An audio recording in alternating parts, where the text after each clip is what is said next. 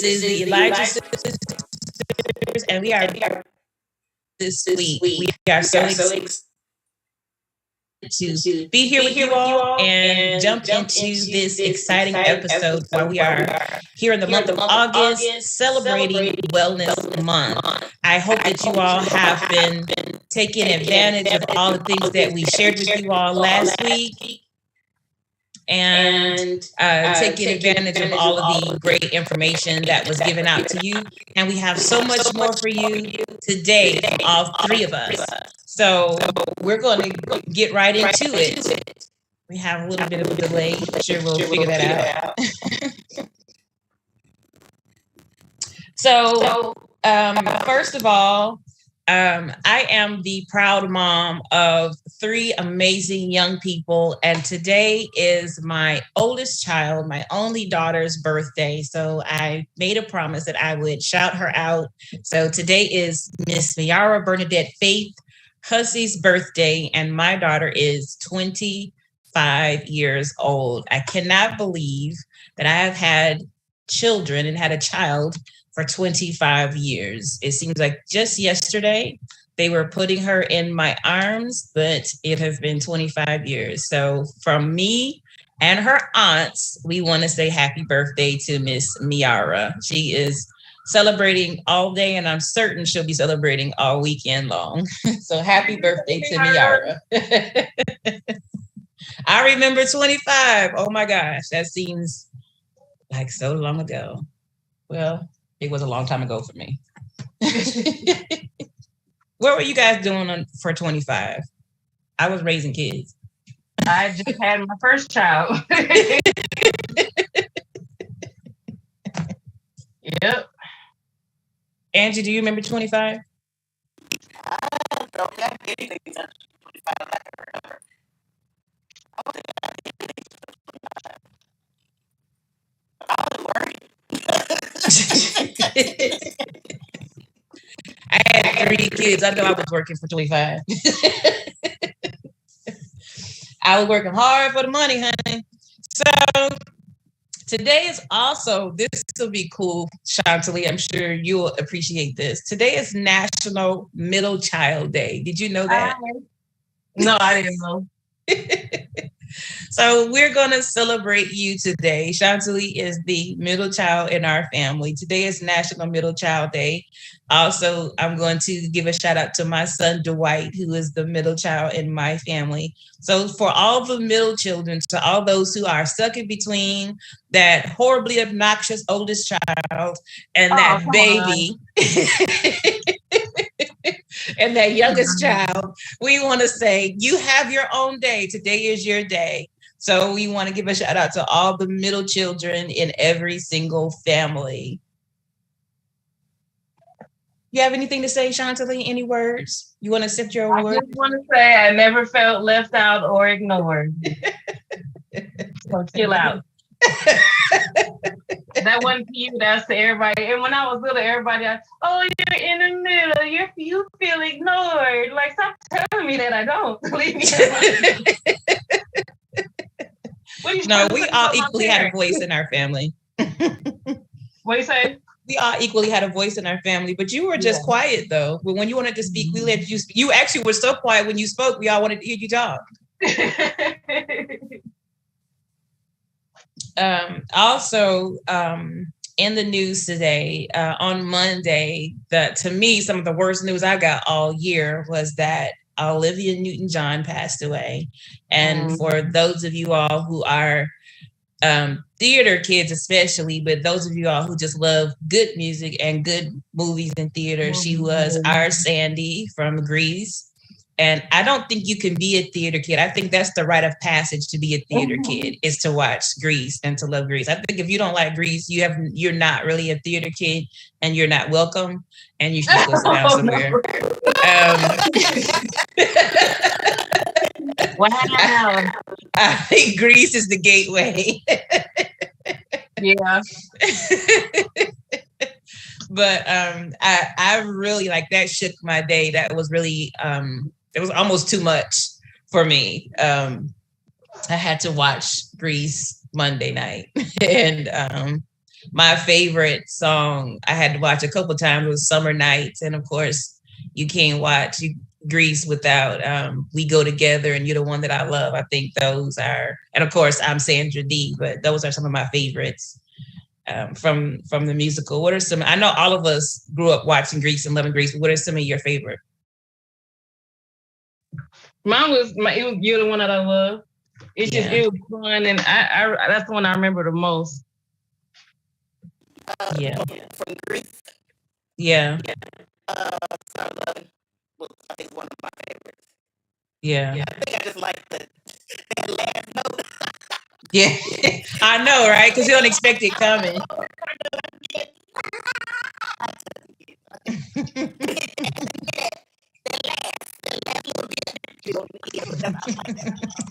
That's one of my favorites.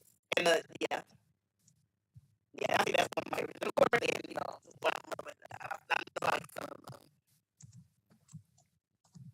yeah. And the choreography in that one is really cool. It's just one of my favorites. So she'll be missed. She will be missed. Grease is one of the movies that I knew helped me to know who I was and where I was headed as far as I saw it performance wise, dance wise, and directorial wise. I kind of always knew that I would be on a stage. When mom and dad were on our show, they said that from the time I was 4, I always knew I would be on the stage. But I think Grease was one of the pictures that I saw that I saw it from the directing standpoint too, that I was just like, man, I could do that and make something like that happen. I saw the transitions and all of that and the costuming, and I knew that I could do more than just perform. I wanted to create something like that too, and Grease helped me to see that. So it just has always been special to me, and it's never been far from my heart. I used to know it verbatim, just from beginning to end. So it's just absolutely beautiful. Shantali, do we have a Brittney Griner update for this week? No, I don't have any this week, but I have a video coming out. It should be next week, talking about what's going on with her through astrology on my channel. Okay. Yeah, so that'll be there.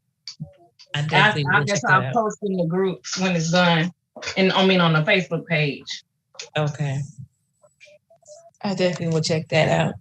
Angelique, what is our featured vitamin? And I did get me some. I was out of my B12. I took some B12 this week, and I did see a big change in how I felt. And so thank you for getting us pumped up and feeling better. But what is our featured vitamin for this week? The featured vitamin is ACV. ACV? Peel. Is that apple cider vinegar? Yes. Okay. I personally take the peels over the liquid sometimes, just because I get the correct dosage over the liquid. Sometimes I put too much of the bottle in my water. It's too strong. Mm-hmm. I like it mainly because of it helps with my blood sugar, and it actually helped me like cut back on cravings for sugar. So okay. That's definitely what I use it for. It helps you maintain healthy weight, helps with cholesterol, helps with a lot of different things. So that's like my main go-to out of everything. I've been taking that for years, but I decided to take pills. I think I'm on my 3rd bottle of the pills, and I specifically take the Bragg's brand pills. I don't take gummies. I don't take rando brands. So I prefer the Bragg's brand for the pills. And, take 3 in one time a day, and I'm good to go. So that's the one for the day. Again, do y'all research, check it out, see if something you want to try out. Okay. I used to take apple cider vinegar, drink it when I was working because it helps me with my blood pressure. I worked a really high intensity job that would send my blood pressure through the roof a lot. And I would drink it, and it would almost immediately lower my blood pressure and help me. And it helped with my blood sugar when I used to have trouble with it. So that is good. I prefer to drink it, but I'm sure the pills do help. But I was an OG. I would just take it to the head. Just drink it.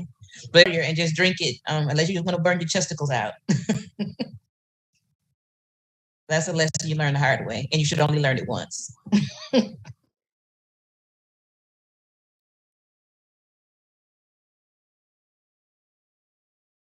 So as we're going through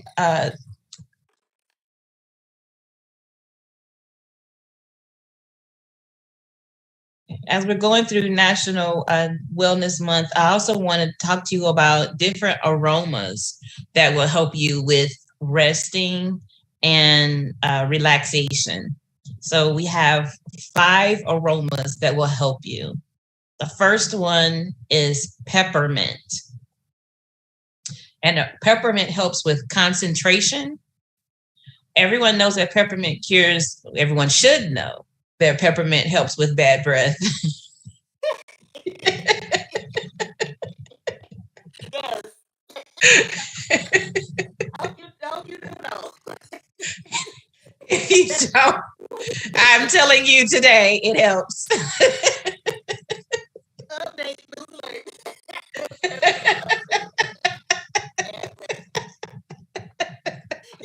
Y'all didn't know.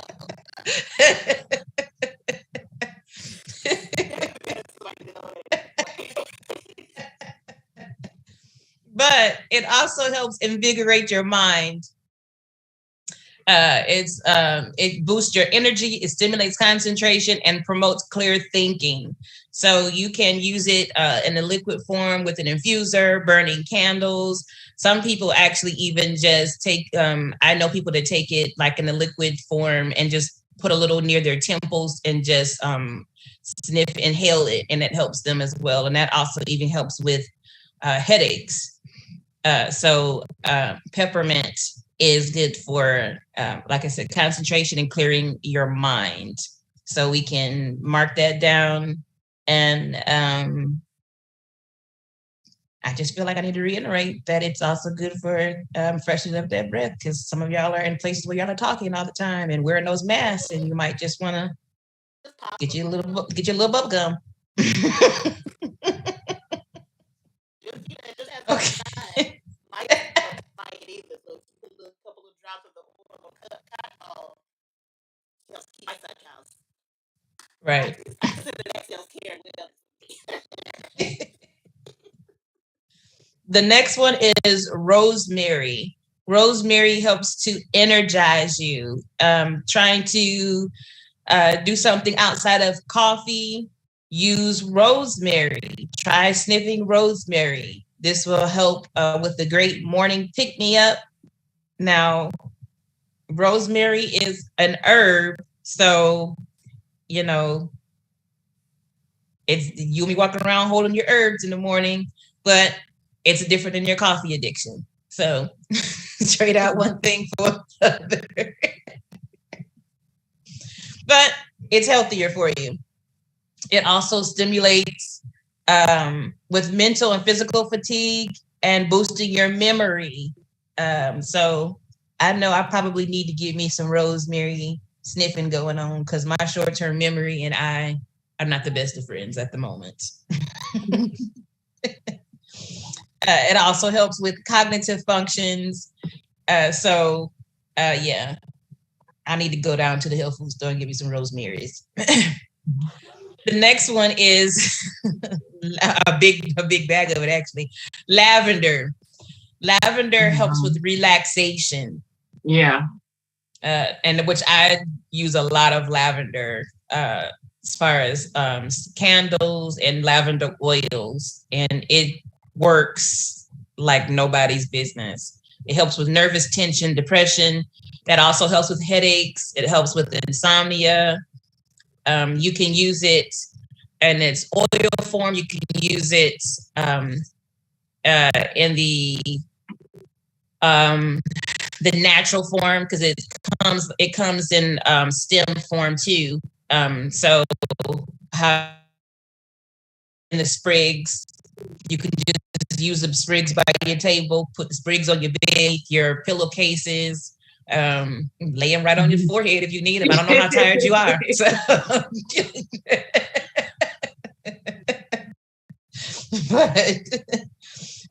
but they do work. Lavender does work very well. The next one is jasmine for optimism. Jasmine is similar to lavender. This flower produces an aroma that is used to calm your nerves. It also provides powerful mood perks. I never thought about jasmine. I do use it in some of the fragrances, like perfumes that I wear, but I didn't think about it. But it is a booster when I think about it, and it helps with alertness, boosting for self-confidence, positivity, and strength. So it's more of a mood booster. So jasmine would probably be good to use in the morning. And then the last one is vanilla for contentment. Vanilla is my favorite.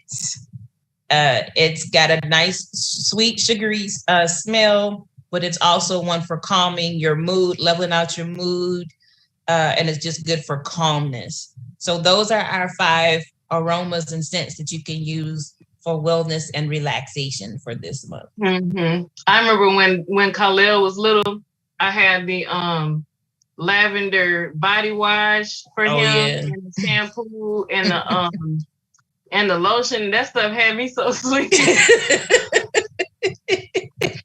Yeah, I don't know how well it worked for him, but it was working on me. These lights keep going off, man. I was just like, "Whoo!" I hope he's gonna be all right because I'm going to sleep. It does work. It does work. So I wanted to share this with everybody before we get into the next segment because I think it's pretty cool. So we've been talking about how August is National Wellness Month and Happiness Happens Month, and we're going to go more into that today. But there's a few more things that are celebrated this month. So are you guys ready to know what some of those things are? Some of them are pretty cool. Some of them are kind of funny. So it's also American Artist Appreciation Month, which we're going to observe later this month. That is for visual arts, painted arts, and things like that. It's also American Indian Heritage Month. It is Black Business Month. It is Bystander Awareness Month. Mm-hmm. It is Children's Eye Health and Safety Month. Have you gotten your children's eyes checked this month? I know it. I need mine checked again. I know, right? I can't speak for anybody else. I'm a mother's child and I need to get my eyes checked. I really do. My eyesight is never mind. It is Child Support Awareness Month. Now listen, Linda. Number one. You know if you owe child support, and you know if you are owed child support, and that's all we gonna say. So, right. What you I was gonna say? What else do you need to be aware of?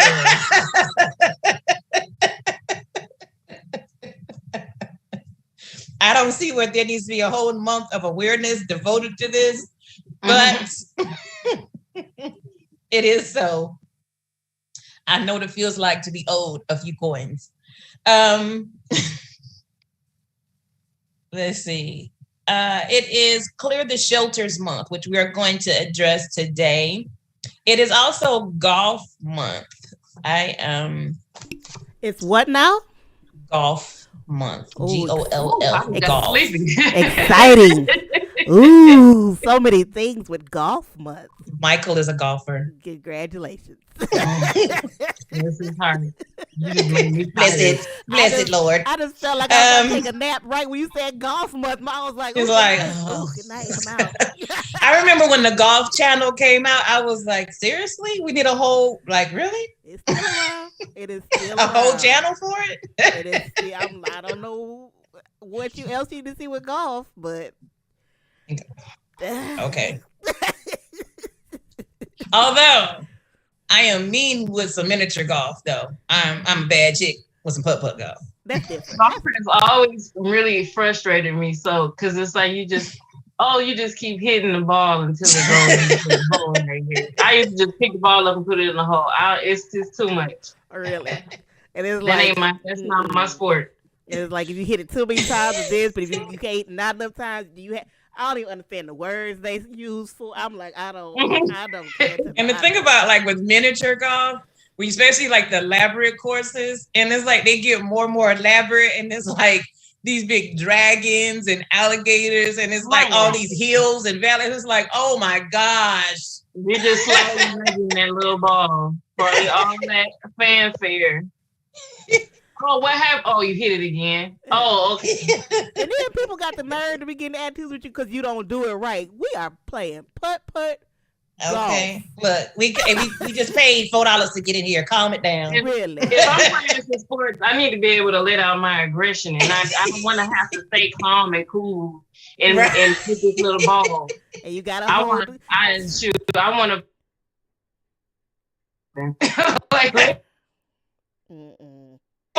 to be yelling.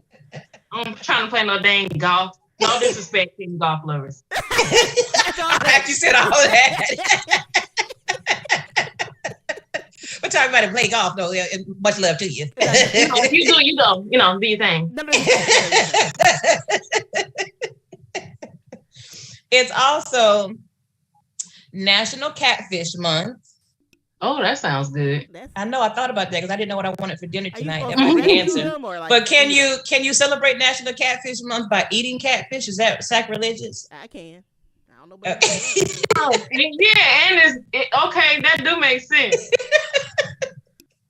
It does sound good though. It is National Cowgirl Month. Huh? National Immunization Awareness Month. Are you caught up on all your shots? Yes. Who, me? Yeah, sure. Let's just say, yeah. Both of y'all have worked in daycares around children. You don't know if you caught up on all your shots. Well, I was. You plan on becoming nurses. And when at that time I was caught up. Right. Now I'm caught out there. Like, nah. It is psoriasis action. You know what? I think I am, but that TB shot, that ain't cool. That should be outlawed. That made me want to fight.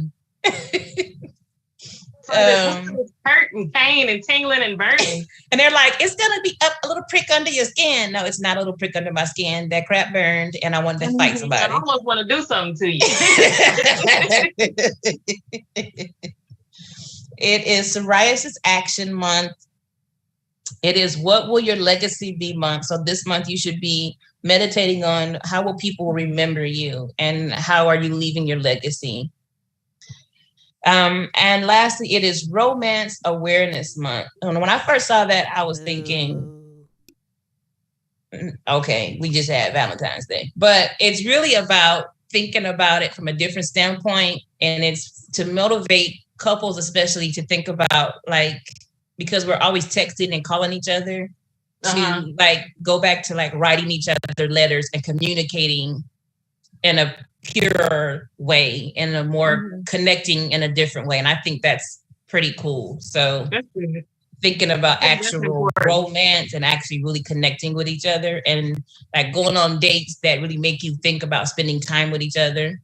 And so that's what's supposed to happen this month. Yeah. Because you can get caught up in your daily life, especially like if you have kids together, you know, you can get caught up. You can really get caught up in just having that reminder to focus on romance and not just the daily things. That's really important. Because I'm a person that still sends cards, like buys cards and sends cards, because I think it's so easy to shoot somebody a text. Yeah. And sometimes it's just nice to just get a card. So, and then lastly, the two last things is in this coming week, the 14th through the 20th, we will be observing National Resurrect a Romance Week. So to our followers, if you got somebody out there you just feel like you need to throw a holler out to. You said resurrect what? Resurrect a romance. If something has been lingering on the back burner, resurrect a romance in the next 6 days, the 14th through the 20th. Are you talking about National Resurrect. It's National Resurrect a Romance Week. They exes is we probably don't need to resurrect it. Maybe it's just been simmering on the back burner. Turn the eye off. Throw the pot out. What was the first one? You said it's National Resurrect the Romance Week. What was the first one you said about romance? That's it. The first one is this is Romance Awareness Month. Okay. But for the 14th to the 20th is National Resurrect a Romance Week. So if you had someone who's been, like I said, simmering in the cut in the back of your mind, you've been like, let me just call so and so. I wouldn't do it, but people do it. I'm just saying, it's your week to do it. Shoot your shot. Ooh, I'm so busy that week. Angie's phone gonna be blowing up. I'm so busy. I'm so no phone calls. I can't make any phone calls, text or nothing. And lastly, the 14th to 20th is also Finding Pets, Feeding Pets of the Homeless Week, and I think that's really cool. And that goes with what Angelique is about to share with us. So, having said that, actually, Chantalie is next. Chantalie is going to talk to us about finding your happiness. Okay. So 1 second. Can y'all still see me or no? No. That's a no. Well, I can see your picture, but not your video. And it's a pretty picture, though. A gorgeous picture. Okay. No worries. I just had to get to my documents. So 1 second. Okay, so the first thing.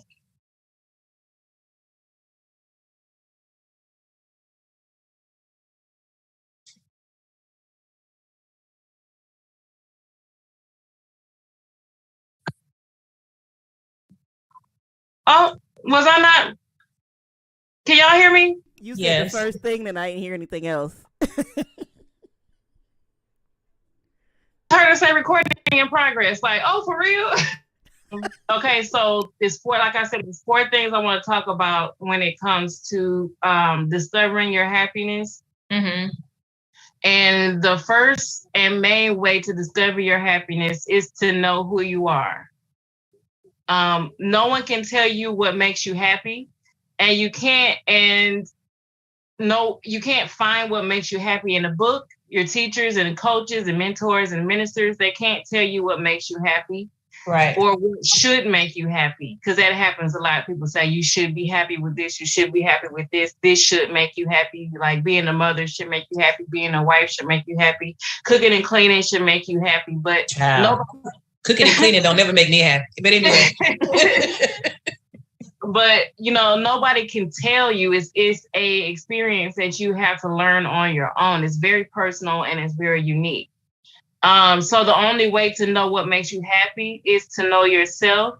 And the only way to know yourself is to live your life. Right. Experience different things, reflect, be honest with yourself about how those experiences make you feel, and then course correct if you need to. And then what you do is like you just rinse and repeat. You keep living. But you have to learn from your experiences of what makes you happy and what doesn't make you happy. And you have to be honest with yourself, like I said. And so when it comes to knowing yourself, if anyone is I don't know if anyone's in the chat or not, but I want to ask you guys, what have you learned from just knowing yourself? What have you found makes you happy from just being honest with yourself about your life and yourself?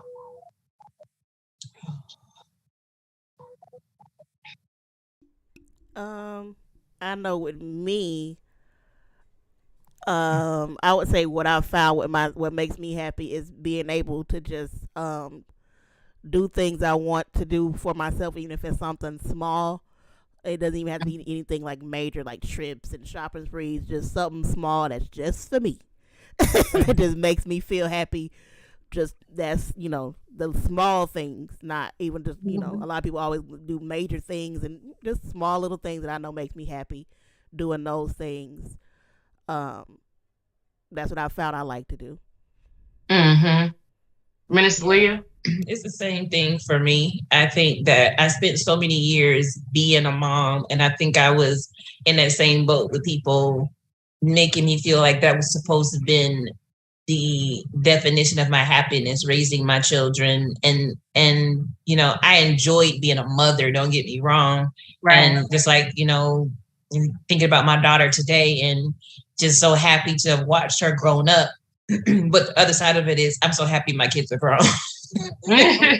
So happy. I'm an empty nester. And not from the standpoint of, gosh, I'm so glad my kids are at the house. I'm so happy to see them on this side of life. Right. But I gave so much of my life and time to my children, so much of my life and time to being a wife, so much of my life and time to ministry, so much of my life and time to work that I didn't even know who Leah was for like 20 years. I was who everybody else wanted me to be and who everybody else thought I was.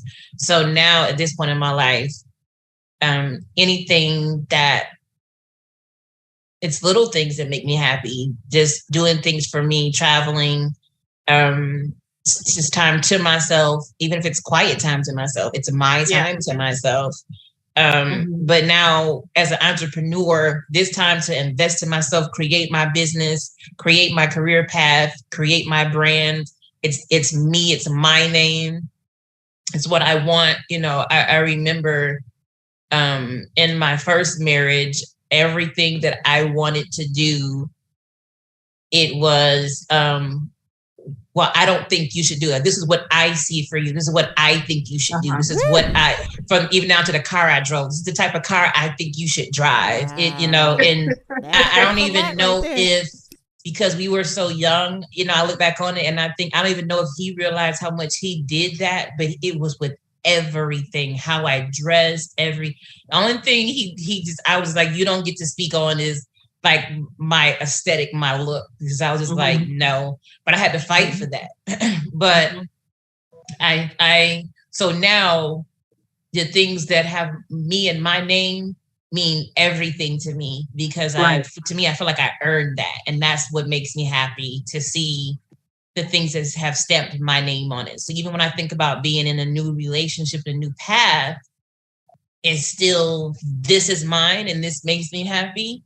And this is what I've cultivated, So those are the things that make me happy, the things that I've worked for. And so, I think that's it. Just, and even just the discovery of myself has made me happy. Yeah. And I'm going to talk about that a little later on down, because that's really important. But yeah, knowing myself, what makes me happy is, it like Angie said, it's the little things. It's little thing. The first thing coming to my head is, what makes me happy is seeing my kids happy. What makes me happy is being able to clean up the house when nobody is awake, when listen to what I want to listen to, without worrying without trying to always wonder, what is this? Can the kids listen to this? Can the kids hear this? Or, so, but cleaning up in silence when I know nobody's gonna bother me, that I love that. That is a good feeling. What makes me happy is a good movie, a good book. It's just it's the small things. Being able to do things for my family financially. It's really small things, but whatever makes you happy, no matter how big it is, or how big you think it is, or how small you think it is, just be honest with yourself and make sure that you're doing it on a consistent basis. Yeah. So like I mentioned last week, I am a Vedic astrologer. And if you want to know who you are in astrology, you can look at your first house, and that's going to help you know yourself. And your first house is the first house in your birth chart. And it'll tell you so much about yourself. And you can go to, I like AstroSeek. That's where I go. You can go there, put in your birthday, your birth time, your birthplace. It's really easy. And then you just see what's in your first house, do a little research, and look at the planet, look at the sign, the zodiac sign that's in your first house, look at the planet that rules the sign in your first house, look at any planets that might be there, and look at the house that I want to make sure I'm explaining it so it's clear, but you want to look at the house that the sign, your first house, that's the sign of, anyway, I'll use this as an example. I have Sagittarius in my first house. Sagittarius is the 9th zodiac sign. So if I want to know my purpose for being here, I need to look at my 9th house, because Sagittarius rules that house. Right. So for you, Minister Leah, I know you have Taurus in your second house, in your first house. So you would look at your second house to understand more about yourself. and Angie, you have Scorpio in your first house, so you would you would look at your eighth house because Scorpio rules the eighth house. So that's a little bit of information on how to know yourself more. Okay, so the next thing is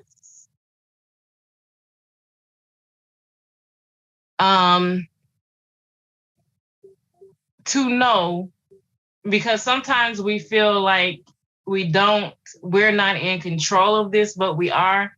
Well, the second thing is to know that you are in control of your happiness. And it's important to know that it's nobody else's responsibility to make you happy. So when I think that sometimes we can get into a trap, especially if we're in relationships, and we can think, well, this person isn't making me happy. They're not doing what they're supposed to do because I'm not happy.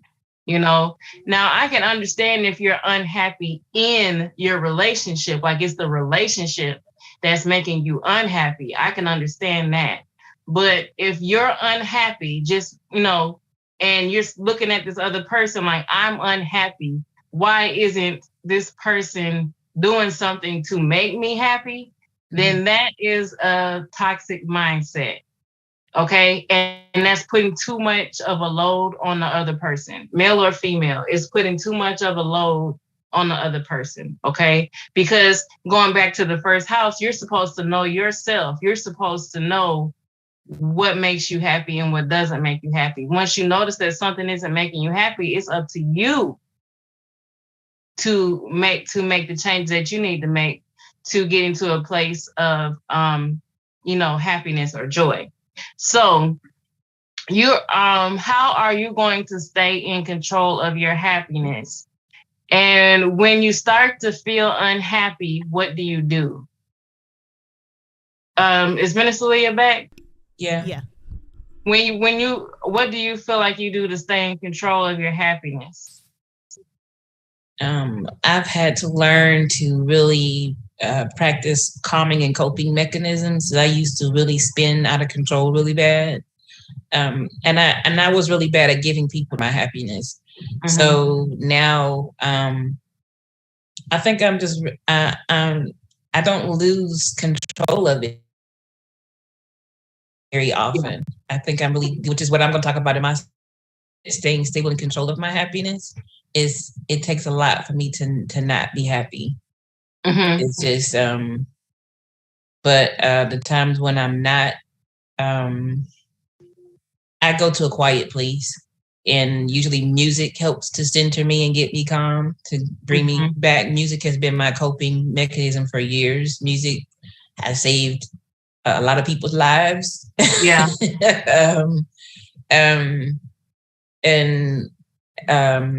I think it's music, and sometimes it's white noise. Sometimes it's if you just listen to rain. And of course, I shouldn't say of course, because I don't happen for most people, but everybody, but prayer for sure. But music for me a lot. Music, candle, like I talked about candles, but candles really is a calming, coping mechanism for me. Is it watching them or smelling them? Both. And I have candles in my room almost all the time. It's very soothing for me,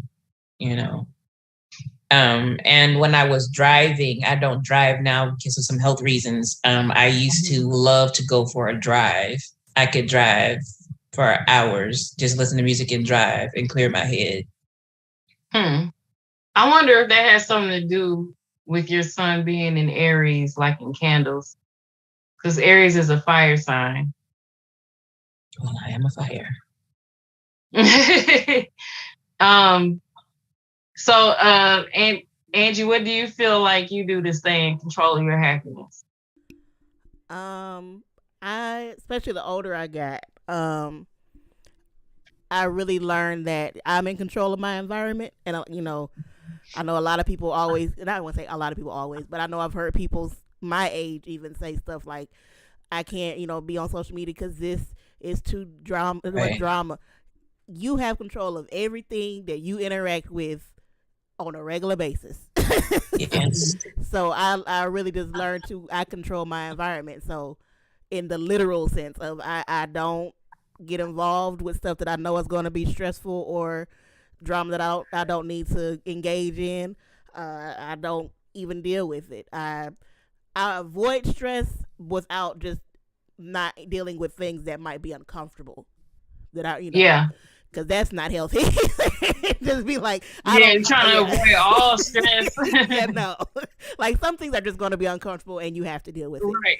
But if it's stuff that I know that I don't have to deal with, like just people that are the drama, I don't, if I don't have to deal with people like that, I don't deal with that. If situations, things like that, I really just make sure I do stuff that keeps me and my stress level as low as possible on a regular basis. And if I feel myself getting stressed out, well, first of all, if I get too stressed out, I'm just going to go to sleep. It's just going to happen. I'm like, I need a nap. But if I feel that level of stress, I'll just take some time away and just, if it's putting on some headphones and some music, if it's whatever I need to do to calm myself down, I do that. Because it kind of just depends on what it is. Like sometimes it's writing something that it really depends on what do I need at that moment. Yeah, that's a good thing. Just being present and being aware in the now. That helps too. Because I've even vented out loud to a person when I don't want to. Like I know I don't want to do that. I don't want to yell and argue. But I'm like, I've just said it just to say it, and I'm like, whew, okay. Right, just even though they're not there, just say it to them. I don't know who you think you're talking to. Yeah, I have done that before. And then it's like, whoo, that's like, I just need to get that off my chest. It's really just what do I need in that moment or what is causing the stress in that moment. That's good. And sometimes I'm like, this is not even somebody to be stressed about. Let it go. Mm-hmm. So. Sounds like a lot of self-awareness. It took time. Yeah. And now that I'm the age I am presently, it just took some time to get there because it wasn't always like that. Yeah. What I do is I usually lean towards spirituality. Like if I feel like I'm unhappy and I'm like, okay, I'm feeling a little different, what's going on with me? So I'll look at what's going on in the sky to see what could be affecting me there, or I'll read anything. I'll read colors. I'll read chakras. I'll read anything. I need to know what's going on with me. But I usually tend to, just like you said, try to stay more aware. Like if I am noticing I'm not happy, then that's when I kind of tune more into myself so I can see what's going on with me. So if I'm not looking at my astrology chart or meditating or whatever, I'm just more aware because I know the answer is going to come when I need it as to what's making me unhappy and what I need to change. So just like you were talking about, I just be more aware and I know the answer is going to come. Usually while I'm walking, in the morning when I do my walks, I'm like, oh, that's what's going on. Yeah, I can see that. And then also sometimes I feel like kind of new age type of thoughts and feelings of you're always supposed to be happy can kind of hinder your growth. And just knowing, okay, if I'm unhappy about something, then you might just need to allow yourself to be unhappy, not forever, but you might need to sit in those feelings and just be aware of the feelings that you're feeling and don't lie to yourself and say, well, I'm supposed to be happy, so I'm just going to act like I'm happy and then my feelings will like kind of come in alignment. So what I do is I allow myself at 24 hours max to just be unhappy if I'm unhappy. And at the end of those most of the time, I don't even get to a whole 24 hours of being unhappy. But it's just letting myself acknowledge this is how I feel.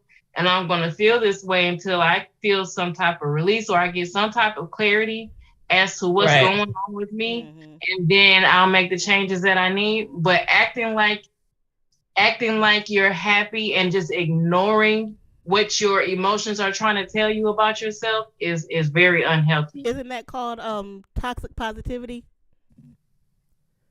It sounds like that's a good name for it, but I think that's when it's like you have the mindset of you have to be happy no matter what, right. No matter what. Yeah, that is toxic. Okay. Because it's not realistic. Yeah. It's not. You're not happy. You're acting happy. So yeah, that's toxic positivity. Ugh. You're not doing anything to help yourself. And you know what? What you resist persists. So you will stay feeling that way until you address what's wrong. I like that. Huh? Say that again. I like the way that sounds. Oh, that's because you're Scorpio rising. But what you resist persists. So if you keep ignoring something, it's not disappearing. It's still there. Mm-hmm. And what's going to happen is either you're going to explode one day, you're going to have a mental break one day, or you're going to manifest those issues that you're feeling in some type of disease or sickness. Ooh. And I've had all of the above. Yeah. So you really do have to work on dealing, not even just letting it go, but dealing with whatever. Mm-hmm. Yeah. Be honest with yourself and stop lying. Stop lying so you can be positive. Yeah.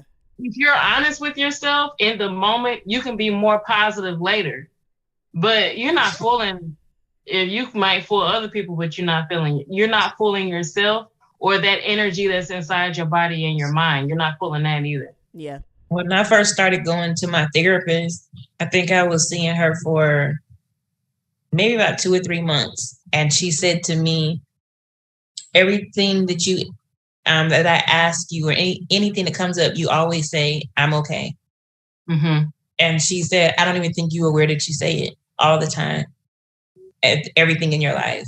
And so she told me to journal, like start keeping track of all my conversations. And I realized that I say it.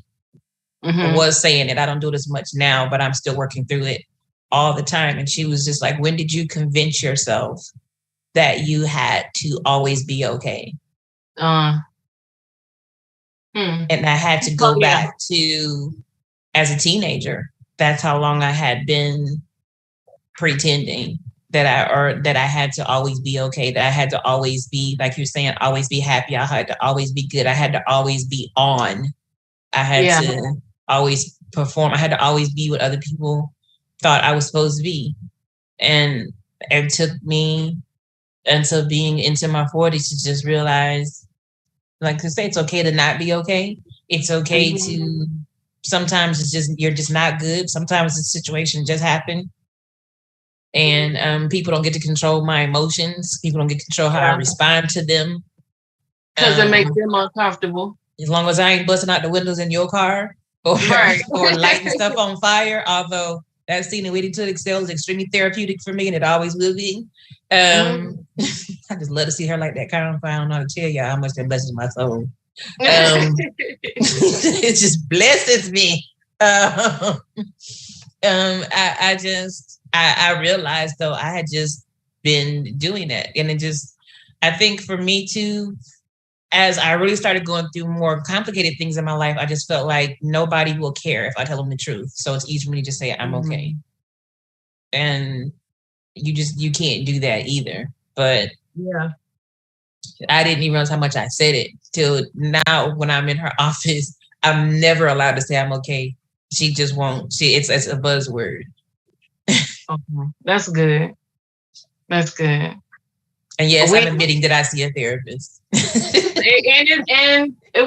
mean, she's a doctor. You know, she's a doctor. Whoever you go to, it's a doctor. Your mind, like I was saying last week, it's the control system. You know, your mind and your emotions are so important to always be monitoring, always be checking the health of your mind and your emotions. They control so much of your life, you know. Abusive people, and I've even heard some men say this, if you you have to do is get control, and that's it. You don't have to, that's all you got to do. So, and that's true. People like cult leaders, all that stuff, all they need to know how to do is control your mind and your emotions, and they have all the control of you that they need. Now, so if you were in control of your mind and your emotions, how much more fulfilling and whole would your life be? It'd be so different. And I tell people that someone actually just asked me that recently. We were talking about domestic abuse, and somebody was commenting on, I can't believe that person, that woman would let a man put their hands on her. And I hate that phrasing. Yeah. Because, and the person was saying it to me, not knowing my story. And so when I told them my story, it was even more like, I can't believe you. And I said, why are you picking out one woman from another? So why is one woman stronger than the next woman? Or why is any other group of women weaker than another group of women? And I said, all physical abuse starts with mental abuse. Any man that put his hands on a woman worked on her mind first. Yeah, most I ain't gonna say all, but most men don't just jump to Z. Some are that crazy and do. There are some that jump crazy because they've been crazy. Right. Some do. I ain't say that's what I'm saying, but I would say a good 80% of them broke a woman's mind first. That's how they know. I absolutely know that was my situation. Yep, that's how they know. They like, if once I get her mind and her emotions jacked up, I can do whatever I want to do to her now. Yeah, and I remember a woman telling me years ago, and this is the absolute truth. And she said the first time that a man does anything, whether it's emotional, but especially physically hurting you, is the hardest because he doesn't know how you're going to respond.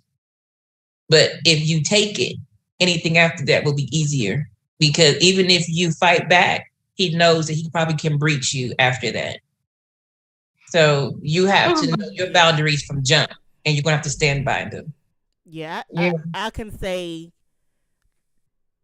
thankfully, I never got to the point in any relationship where it got physical. But because I have older sisters and people that care about me, it's easy for me to see red flags. Yeah. So I've talked to guys or dated guys that did try to mess with my mind, and I was like, no. Who you talking to? I know what you're doing. I know what you're doing, sir. When you try to make me seem like it's something wrong with me about my reaction to something you did that's extremely inappropriate. Like, no, you know. You shouldn't even see red flags. You should see pink flags. You should. Yeah. That's what I see. That's what I see. I see pastel pink flags. Like, no, it's coming. Yeah, you should see the white flag. No. So that. I'm good. I surrender. I let this relationship go. I'm out. Wave the white flag, throwing the white towel. Because I already know. I'm like, it's one thing if I connect to that man in other ways. I'm usually just dating men, so I don't need to make stuff work if I don't. Right. I don't need to be like, make this dating experience work. Yeah, right. I don't have to be like, I gotta do it for the kids, or we got house together, or no, bye. Like, I already see what you're doing. Right. And again, that's why it's so important to know yourself. And I know women try to control men's minds and emotions too. Oh yeah. I've seen it done. Yes. Yeah. And women will try to control your friends, your own friends. Yeah. I've had that happen. I've had that with female friendships, and actually some of my female relationships were worse than men in some ways, because women be acting. Because you think you can trust them. I had a female relationship, and I don't know if mom is listening, but she said to me, this female was acting like she was my husband, and it would just be that's horrible. She would just be, I called your house, you wasn't home. Where was you at? And I was like, excuse me, ma'am. My husband don't ask me that. And she would be like angry, and She saw me. I'll never forget. She saw me out, and I had dinner with another friend, and she saw me, and she acted like I was cheating on her. I mean, she was furious. And what made me feel bad was I felt guilty, and I was like explaining why I was with this other person, and we all went to church together. You shouldn't have to do that. And when I told Mom, she was like, you acting like this is your husband. She was like, when you gonna get divorced from her? Because y'all married. Yeah. So when I would be in other relations, other friendships, I need to say so people don't think I'm saying I'm dating women. Let me clear this up. People say anything on social media. When I would be in other friendships and it would seem to be too close, Mom will always tease me and she said, your friend in all different types of capacities and can get close to you in ways you don't even realize till it's almost too late. And then wait, what is this? You know? Mm-hmm. And then she close to you, she close to your friends, she close to your kids, she close to your family. Right. It's like, whoa. Mm-hmm. He's in now. That's an entanglement, and you got to get up out from underneath that. Yeah, because I remember I actually had a friend that I had a couple friends to try that, like the thing of I'm an adult, you're an adult, we're all adults, we all have lives and business and responsibilities we have to do, and you called me, I didn't call you right back, or I missed it, or I did something else. And then you call me again, I answer the phone, and your first sentence is, I called you yesterday. I don't like that. Where you been? Where you been? And like my response every time it happens, my response is always, okay. I said, I'm on the phone, so I need you to start talking. You right. You give me I called you yesterday. I'm aware. I'm on the phone now. I was busy. What do you want? Right. What did you want then? Talk. If you got time what you want me to do? Apologize? Yes. And that's what they explain myself. They want you to be like, well, I couldn't get on the phone because I was doing this, and I'm not finna do it. I don't owe you that. No, I don't owe you that because I don't do that with you. You're an adult. If I call you, you don't answer the phone. Okay, I'll try another time. Like, I don't even do that with my sister, so why would I just? No. Where were you? I would think one of y'all lost your mind. You said that to me. I would be looking at the phone like, excuse me. We don't. But that's a serious thing. Insecure people, male or female, can really put a hamper on your happiness because they're trying to make you responsible for that. Like I was saying, you can't make somebody else responsible for your happiness. Okay, you call somebody that didn't answer the phone. What is lacking so much in your life and that it bothers you so much that somebody didn't answer the phone? Don't you know sometimes you just cannot get to the phone? Yeah, I found those people are usually people who don't hardly have any other friends. You're usually their only friend. And that's the red flag I've learned in friendships. When people tell you, when people tell you you're my only friend or you're the only friend I have, I don't want this friendship because you're already telling me I'm, like you just said, I'm about to be responsible for your happiness, and I don't need that responsibility. Right. I'm gonna tell you now, I'm going to fail you. Yes. And you ran everybody else away. But even what you said about a friend, I feel that way because I'm still heavily in the dating scene. When I say heavily, I mean heavily as in I'm single. I don't have time to talk to nobody. But but I'm saying I'm the one that's hardcore single right now. And even it's a red flag. I have a lot of check boxes red flags when men say certain things. I'm like, no. And some people are like, well, you can't just you write stuff up. You got to get to know a person. If a man tells me that I do not know, we are just getting to talk, and he says, I want to find a woman that'll be my everything. I just want to be with her. I don't need to be your everything. I don't want to be your everything. Yeah. I want to have other things.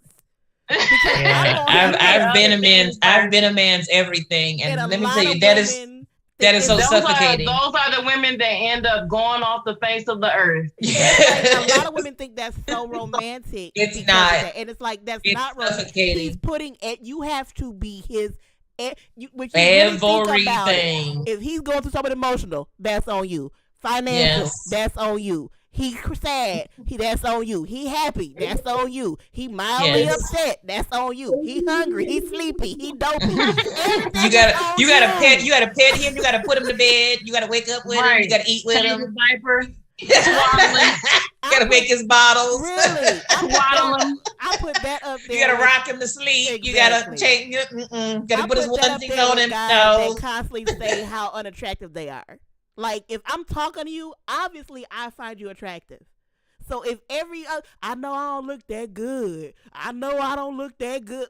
Okay, fine. Bye. Because I'm not going to keep doing that. That's insecurity right there. And that's and then they want you to keep complimenting them. If you want a compliment, just ask me for one. But don't do that. If you need them all the time, that's a problem. No. It's a huge problem.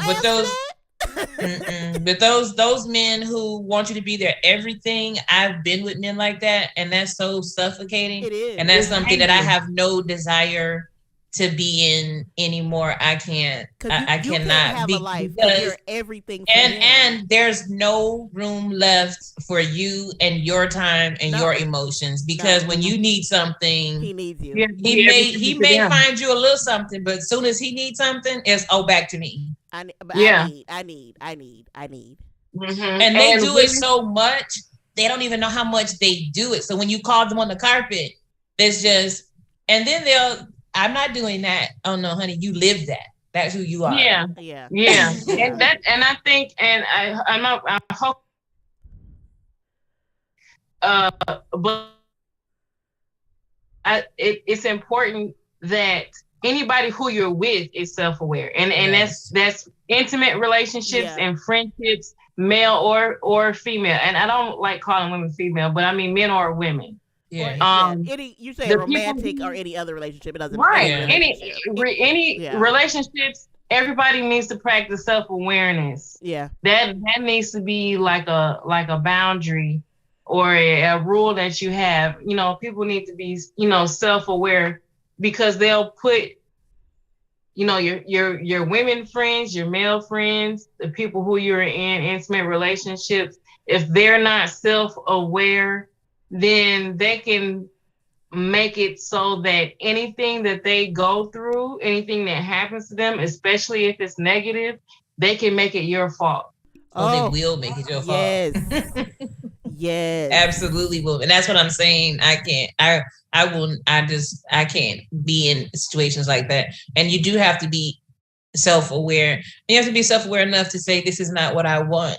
This is not what I can put up with, or these are my boundaries. Yeah. And for me, boundaries, that word is my best friend. The older I got, boundaries. Yeah, these are my boundaries, and they just can't be crossed. And when, especially for male or females, like you say, for any type of friendship relationship, when someone is wanting all of your time and all of that, number one, that's so selfish. It is. And it's just that you're expecting so much of me. And when someone is needing so much of you, it's just, I need someone who's good with their own space, because I'm good with mine. And you should be good to not be able to talk to me a romantic relationship is one thing, especially depending on where you are. But you should be good to not need me every moment of every single day. Right. My own children don't need me every moment of every single day. What's wrong with you? What's wrong with you? I'm not talking every dang minute of the day. I need to be with my thoughts. Okay. My personality, I'm not. People that know me know I'm not a phone person. Mm-hmm. Like, being on the phone is too much. It's just too much sometimes.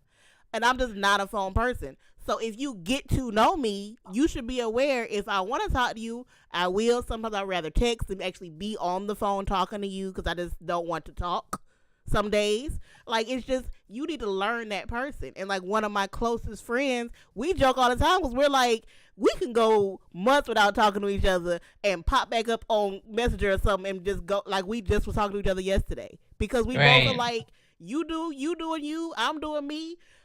We'll connect. My very best friend, she and I don't even talk. We cannot talk, period. No communication for weeks and sometimes months because we're very busy. Yes. But when we talk, it's like we just talked 5 minutes ago. And I don't feel like when she's not talking to me, I don't want to say her name publicly, but you all know my best friend is. Yeah, but you know my best friend is. But I don't feel like, she's ignoring me or she has a new friend. You got your own life and you know her and you know yourself. Right. Yeah, because we're secure. Me and my friend, I'm not even saying gender. We're secure in our friendship to know we don't need to affirm our friendship. Right. Basically, be like, we need to be on the phone every other week so we can reaffirm that we're friends. Mm-hmm. What? We're friends because we're friends. We're friends because we talk to each other. We're friends because we confide in each other. We're friends because we've told each other stuff that we don't tell other people. That's why we're friends. Thank you. I don't need to talk to you every other day to be like, are we still friends though? Are we close? Like, that's like, really? Are you older? No, I cannot do that. Right. That's stressful and it's draining. Well, especially if you're in an intimate relationship and you have a friend like that, it's like I feel like I got two men. Like I don't need really, like I can't be like, I know everybody do their own thing, but I'm not polyamorous, so I don't need a person. Okay. I like being with one person. Okay. So I can't be with you and him. And all right, okay. Back on happiness. It all has to do with happiness. It does. But if you want to know how you handle dealing with unhappiness and you're interested in astrology, you can look at your fourth house and that'll give you an idea about how and how content you can be when unhappiness kind of pops up. So I have Pisces in my fourth house. And so Pisces is the deepest parts of the ocean. And when we're talking about water, we're talking about emotions and we're talking about spirituality. So like I said, when I am feeling unhappy, I'm like, okay, what's going on with my emotions? And also, do I need to do some type of reading of some sort for my own self? Like what do I need to do spiritually? What do I need to do emotionally to get myself back on track? For some people, it might not be that, right. So that's why it's still important to know what's going on with you. For some people, you might need to do something else. So let me see. Scorpio, Sagittarius, Capricorn, Pisces. You can't have, so like if you have Aries in your fourth house, how you handle being unhappy, you might want to go work out. You might want to lift some weights. You might want to go running. You know what I'm saying? You might, Aries is very physical, very action oriented, so you might want to do something that has something with, being physical. You might want to work real hard for a long time doing something. But you want to understand what you do when you feel unhappy. You might not know what you do when you feel unhappy, but all that comes under, like I said, knowing yourself. And you can try different things out. If you don't believe in astrology, that's fine. But you want to always know what you want to have, a couple tools in your tool belt, not just one, but a couple different things that you can do to understand. First of all, you want to be aware of when you feel unhappy. And when you do feel unhappy, you want to have some tools to understand why you're unhappy and to get happy again or to feel joy again, And so it can be a myriad of different things. You will not know those things unless you're honest with yourself and you live your life. you know. So look at your fourth house. What's going on in your fourth house? That can give you some understanding. And also going back to what I said, just knowing yourself. So moving along. This is very interesting though, Sean. Like this is we're talking so much because this is very engaging. Like this is it's very engaging. But moving on. It's hard to be happy if you're not transforming, growing, and evolving. Because that's what we're here for. We're not here to not learn anything. We're not here to stay the same. We're here on this earth to learn and to grow, period. So if you're not learning and growing, it's very possible that you're not happy. So if you're holding on to the past, it's going to be really hard for you to be happy. Mm-hmm. If you're allowing your fears to keep you stuck instead of facing them, it's going to be really hard to be happy. If you're resisting change, it's going to be really hard to be happy. And if you're not getting underneath the surface of your personal emotional challenges, it's going to be really hard to be happy, you know? So when it comes to finding your happiness through transformation and evolving, what do y'all feel about that? How do y'all feel about that? I think it's absolutely necessary. You have to. Mm-hmm. I think that for me, when I look at my life, I think that life, if you allow it, will cause you to evolve for sure. And I think transformation happens as you allow it and you're open to it, especially spiritually. But I've evolved many times in life as I've grown. Yeah. I'm definitely not the same person I was at 18, 19, 20. I'm just not that person. I'm not that woman at all, or that girl. I'm not. Right. And I was listening to Lori Harvey in an interview, and she was saying that before this relationship with Michael B. Jordan, she was engaged before that, and she was saying that she was really young, and that she it was just too young for her. She was too young to get married. What was going on with her at that time, it's hard for her to answer those questions because I think she's 25 now or something like that, yeah. 23, 25, something like that. And she was saying, I don't even know that girl. Exactly. And then I feel the same way when people ask you, what were you thinking? And you like, I don't know. I don't know what I was thinking because I'm not even dead anymore. Exactly. So that's why it's so important to always be changing and growing and evolving. Yeah. So because if you're 25, 30 and you're still in the place you were when you were 18, what are you doing? Nothing. Nothing. Absolutely nothing. I remember when I was going through my divorce from my kid's father, and I was 20, going on 25. And that was one of his biggest complaints was you changed.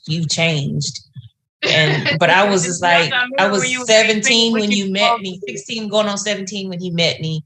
Right. I was 18 when we got married. So for me, my whole thing was I'm supposed to be changing. I grew up, just number one, having children grows you up. I had 3 kids inside of 4 years, but I didn't feel like it was that I changed. It was just that I had been evolving and growing and maturing. Mm-hmm. But inside that marriage, I probably shouldn't keep talking about this because at some point he could hear it. But this is not conversations we definitely haven't had. Well, that's part of your life. So that's that's what I said. And it's not conversations that he and I have not had face to face in 20 years. You're not giving out names and dates and addresses. Well, plenty of people know who he is. But anyway, I tried. I'm not ashamed of that part of my life at all. But only one of us was growing is what I was going to say. When only one of us was evolving and transforming in their marriage. And that's what the problem was. So like when you said, if you're a certain age and I recently saw this person and I still saw the same person that I knew 26 years ago. Mm-hmm. That's kind of sad to me. Mm-hmm. I know I'm not the same person that he married in 1996. I mean, what are you doing with your life if you're the same person you were? How many years ago was that? So 26 years ago. Like, how can you? Life is gonna put things in front of your face that causes you to change and grow and evolve. So if life is putting those things in your face and making it almost impossible to ignore those things, but you somehow managed with all your might to stay the exact same way, that's a problem. And you can't tell me that if you're not learning more about yourself and changing and evolving over after what you said, decades or whatever, that you're happy. Because that's not how we're manufactured to be as human beings. No. You can't tell me that you can't tell me that you still think the same way and you still act the same way and you still are the same way that you were last almost year, 30 years ago. 10 years ago, 15 years ago. No. You're still the same. No. You can't lie to me and tell me that you're happy. I'm not the same person I was this time last year. That's what I'm saying. Last year. Yeah. Last year. You can be the same year to year. You definitely not gonna be the same decade to decade. Now, if you're the same decade to decade, OMG, you just about dead. You're stuck. You are just about dead. You're stunted. If you the same decade to decade, you just stunted. Yeah. Yeah. Arrested development. Exactly. Because I can even think of myself, like the relationships I thought were okay when I was like 17, 18, 19. I'm like, there's no way in the world I would date people like that now. Exactly. Like when I just think back, it's like, what was you doing, girl? Like that's kind of how, like I'm like I said, like what? Why did you think that was okay? Why did you what? It is really just I went through all that to then to get to myself to say you didn't know any better. Yeah, because you can't beat yourself up either. At 17, 18, 19, well, my first ever boyfriend, I was what, 17? So I'm saying I can't. What did I have to compare it to? And then at 17, 18, 19, you think you're grown. Mm-hmm. So I wasn't gonna listen to anybody. So it's looking back and just being like I live in a place of I never regret, because I've had people ask me and I'm like, I don't let myself regret anything. No, it doesn't help, because those stack up. Regret stack up. Yeah. And I just you don't want to do. You feel guilt and shame and regret that we will, and that'll keep you stuck. That's what I'm saying. You have to keep evolving. So even if you feel like you've grown, but you are hard on yourself about what you did in the past, that's still going to keep you from growing, and that's going to affect your happiness. Mm-hmm. It will. You are right. Mm-hmm. You was dropping truth bombs all over the place.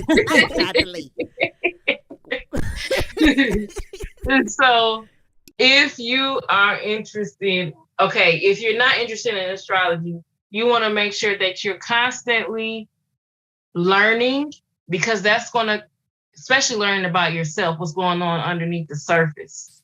That's going to bring you happiness. Anytime you can learn something new about yourself in any way that's the best for you, that's going to add to your happiness, especially if you act on it, you know.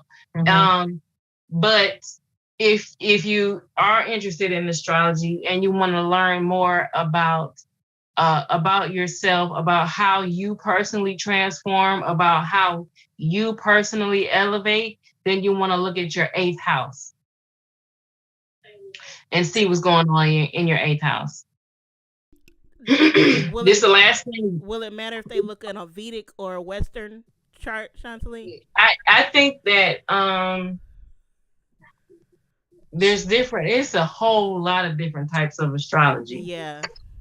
And I feel like if there's a lot of varieties of something, then you need to find out what works best for you. I love Vedic astrology, but I can't say if you look in your 8th house in a Western astrology that it's not going to help you, because that's what works best for me. Right. And it's not just Vedic and Western, it's so many different types. Yeah. And you know, like I'm saying, you have to live your life. And you have to have experiences. And so you might find out, well, I like learning about myself through Vedic astrology. I like learning about myself through Western astrology or any other type of astrology. You have to live and then kind of reflect, recalibrate, and keep going. You might find out you learn more about yourself through the Bible. You might find out you learn more about yourself through the Quran. You might find out you learn more about yourself just by coaching. What you have to live your life and find out what works best for you. I personally, like I'm saying, I like Vedic astrology. And so that's what I would recommend because that's what works for me. Mm-hmm. So if you are into astrology, just look at your 8th house. You can look at both. Look at your 8th house in Western astrology, which would be the tropical zodiac. And then look at your 8th house in Vedic astrology, which would be sidereal, and then kind of see which makes the most sense to you. But you always want to be outside of astrology. You always want to be evaluating where you've been, what you need to stop doing, what you need to start doing, and that's how you can allow transformation and elevation in your life. Wow. But you have to be aware to know that, though. You do. Yeah. You do. Yeah. Self-awareness is, especially once, I could say for me, I don't like to speak what other people want. For me, once I started really digging into self-awareness, it don't feel good at first. Nope. It does not feel good at first. But it's sometimes you can feel like a bugaboo. Really. But it's so helpful. Because once you get past the stuff you don't want to see, I learned so much about myself on my likes and dislikes. What makes one, like certain things, like I didn't know for years that having to be what I call on and engaging with people in the world is so draining for me. How some people feed off of that. Like when I used to work outside of the home, I was like, why am I so tired when I get back home? And I didn't know that's because it's me. I'm not like a whole nother personality. Like I don't, but it's a form of me that I have to be on for 10 hours a day and engage and be this version of myself that's not really me. So I'm like, I'm working and working on top of working because that's just not me naturally. So it's just, that self-awareness and learning more about yourself It ain't nothing to play with. It's not nothing to ignore. So I definitely agree with that. Okay. I'm gonna need to take a break for a real fast second. You can talk amongst yourself. Topic is Jimmy Fallon. Go. So how do you feel about Jimmy Fallon? I prefer Fallon to Kimmel of the Jimmys. Kimmel is not really that funny to me. No, he's and not. I didn't realize he was not that funny to me until COVID, until the penny hit, and a lot of people went home. Like those talk show people went to the house and stuff like that. and he did his show. Like I know he did his. He was really, really not funny. Jimmy Fallon did his. Conan O'Brien, like everybody went home and it was like I saw his. Like I saw. Well, first of all, I didn't really like him anyways. But when I saw him, I was like, oh my god, he's really not that funny. He's just really not. Yeah, you realize how much help he got in the studio, didn't you? Conan O'Brien was hilarious. Yeah. But Jimmy Fallon did Conan but Conan is a writer though. I think the thing about Conan and Fallon, they're writers. Yeah, because once Jimmy Fallon got the swing of things, he did way better because he had to kind of get his flow. And Conan and Fallon were writers on SNL, so I mean they're comedic writers, period. But they wrote for SNL, so they're sketch writers. So I mean. And I know Conan. I think the thing about Fallon was because he had so many components on the show, you just had to figure out how to make it work at home. I think he was brilliant with using his whole family. Like that was that's what I said. Like, coolest. Once he was like, oh, I need to do this. Yeah. That's when he had it. And Conan, I just think Conan has just been doing it so long. He's legitimately funny though. He is legitimately funny. Let me tell you. I love my top 3. I love late night talk shows. Okay. My top 3 is first, Craig Ferguson. I don't care for Craig. Anyway. All right, Craig everybody. Ferguson. We'll see y'all next week. I mean, he's all right. This might be the last show, y'all.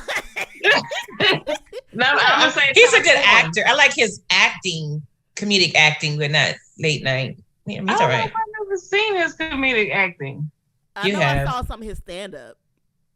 I like his stand-up, but I like Craig Ferguson, David Letterman, Conan O'Brien, Jimmy Fallon, and I think that's my top 4. To me, David Letterman is the king. Like he is. He's the GOAT. Even over Carson, I take Letterman. Well, yeah. I was watching a interview with what's his name? Leno. No, it was a black guy who's been in comedy for a long time. I know his name too. I cannot think of it. I don't even know who you're talking about. But anyway, he was saying that Johnny Carson wouldn't allow a lot of black people. He had problems, even though he tried to make himself seem like he was he's a nice person. Like Jimmy Fallon. Like I love everybody and everything. He had issues with black people and he had issues with women. And I know he had issues with women because of what Joan Rivers was saying about him. And I almost said Joan Crawford, but I'm sorry. I was you went a little too far back. Bring it back. I was looking at Joseph and Demko Dream Code the other day, and Joan Crawford's on my mind. Sorry, go ahead. I know y'all know who this guy is. He is. Anyways, this don't bother me, but yeah, he was saying that. Text us later. He black comedians. They would get on the show and they would do their comedy routine, but the main thing that they wanted to do was be able to sit on the couch. Yeah, he wouldn't hardly welcome them over. He wouldn't let them get to the couch. Yeah. He said only the ones that was already strong in the game. If you was a new up and comer, no. But if there wasn't that many strong in the game because the game wouldn't let them out there. It was mainly just Richard Pryor and Flip Wilson. Yeah. And eventually Bill Cosby. And he had to let Eddie Murphy on the couch because it would have been obvious that he was racist if he didn't because of how big he was. Yeah. But other people know. So yeah, I'm sorry. I'm back. Yeah. I mean, sometimes. But Letterman was welcoming everybody, and Letterman was everybody's friend. And when you watch what I always admired about Letterman was. Like he legitimately enjoyed. He laughed. Like he enjoyed everybody to be on there. He's like everybody's his friend. Letterman and James Corden's style are similar to me. Like they get on there, like they just talking with you, like they just enjoying the conversation. Uh-huh. I love James Corden. Mom went back. She said the Doris Day Show. I've seen the Doris Day Show. And Sally Jesse Raphael. That's a talk. That's a talk show. Wow. And the red glasses. That's a mom went back. The red glasses and the shoulder pads. Yeah. And I really like Sally. I was thinking, I always think about Sally Jesse Raphael because she kept it real. Real. From what I remember. Well, Sally had to stand up against so many things. Phil Donahue. Yeah. She kept it real. Like, oh, don't you think that your children is messed up because you messed up, ma'am? The Mike Douglas show? I don't know that one. Okay. And Merv Griffin. Merv Griffin? That's way back in the day. That was before colorized TV. Really, the mother is going back. But I will say, when it comes to Conan, I think I always liked Conan O'Brien show. He's so quick. But I think what even when it had to been on for a long time. Mm-hmm. He had a segment in his show where he would play clips of Walker Texas Ranger out of context. And I watched them things. I was in my room alone, like my eyes were streaming, crying, laughing. Because I used to watch Walker Texas Rangers before I found out about the acting and a lot of stuff about him, and I was like, oh, no more Walker Texas Ranger. But he used that show was, when you take it out of context, it like, what is he saying? Like, he would say something, I was just like, no, what? But like, that made me because like he couldn't use them before, but when NBC merged with who he was with, he was playing them clips, and his timing, his reactions, like everything. He could carry the show like a lot of the other late night talk show hosts. They couldn't carry like Jimmy Kimmel couldn't carry a bucket of water. No. But Conan O'Brien, he didn't need anybody else when he had to go during the panty. Like, he could just go home and do his thing and was still hilarious. Like, he's just good. And now he got a podcast, so he's still doing his thing. Yeah. Trevor Noah. I'm trying to find this. Trevor Noah, that's the other one. Yeah. Yes, and it took me a while to get with Trevor Noah a little bit because I was in protest of the Daily Show. But I do like Trevor Noah. Yeah, it was hard to see. It was hard seeing John leave. Yeah. But I've watched the Daily Show, and then when I watched his stand-up, I said, okay, props to Trevor Noah. He's funny. He's good. I don't want to dismiss him just because I like Jon Stewart. Andrew, while you're talking, we're going to transition to your portion of the show. I had one more point, but Dick Cavett is a person I couldn't think of. Oh wow. Okay. he wouldn't have been on the tip of your tongue. No. Yeah. Dick Cavett was a really good because I liked how he made everybody feel comfortable. I really like Dick Cavett. I didn't learn about him until maybe last year for real. But he was a really good late night host. He was. But let me get to the last thing I want to say, then we can move on. But we've been some type of everywhere. I don't want to use the word. I don't want to use the word move on. We'll just say transition because move on makes it seem like we transition. Okay, transition. I didn't like Jimmy Kimmel, and I still don't kind of like him because of the work he did on the Man Show. That's the reason. One of the reasons I don't like him, and some of the stuff he said when he had to do interviews for the cast with the female cast with Lost, and some of the stuff he was saying. I'm just like, oh, he's a pig. Okay. I just don't think he's funny. He's not funny, and he's a pig. Goodbye. So, Shani, what is your point? The last thing is, it's hard for some of us to be happy because we are not allowing ourselves to be free to be who we really are. Right. And we want to make sure that we're allowing ourselves the freedom to do what brings us happiness. And sometimes we can we know who we are, we know what's going to bring us happiness, but it might be people in our lives that make us feel like we can't do, like we're not supposed to do the things that we know we need to do to bring us happiness. Like, for instance, before I got married and I was just, talking to different people, and I'd be watching Seinfeld, or I'd be watching Frasier, and they're like, or Friends, and like, I know you can watch something better than that. Like, what are you talking about? I like these shows. What's up? Them white people shows. If you don't leave me alone right now, I love Frasier. I love Frasier. I love Seinfeld. You know what I'm saying? I connect with those. Watching those shows brings me happiness. You can't tell me because I'm a Black woman, I need to only watch Martin. I can only watch, certain shows. Right. Living because single and yeah. Right. So we have to allow ourselves to have the freedom to do what gives us happiness. And a lot of times we don't do that because of society or the people who are around us, or because we're judging our own selves and allowing other people to judge us. So the question I'm asking now, and we can go through this pretty quick so we can get to the next phase. What have you noticed that you've had to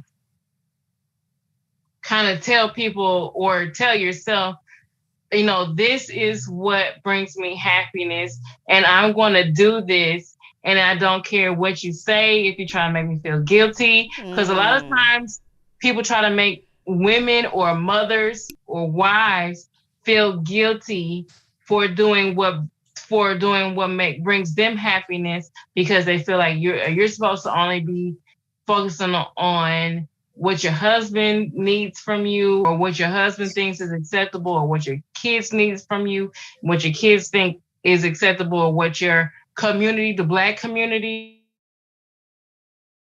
to allowing Black people to be individuals and not just what society says we're supposed to be. So how have you had to allow yourself to have the freedom to do what brings you happiness? I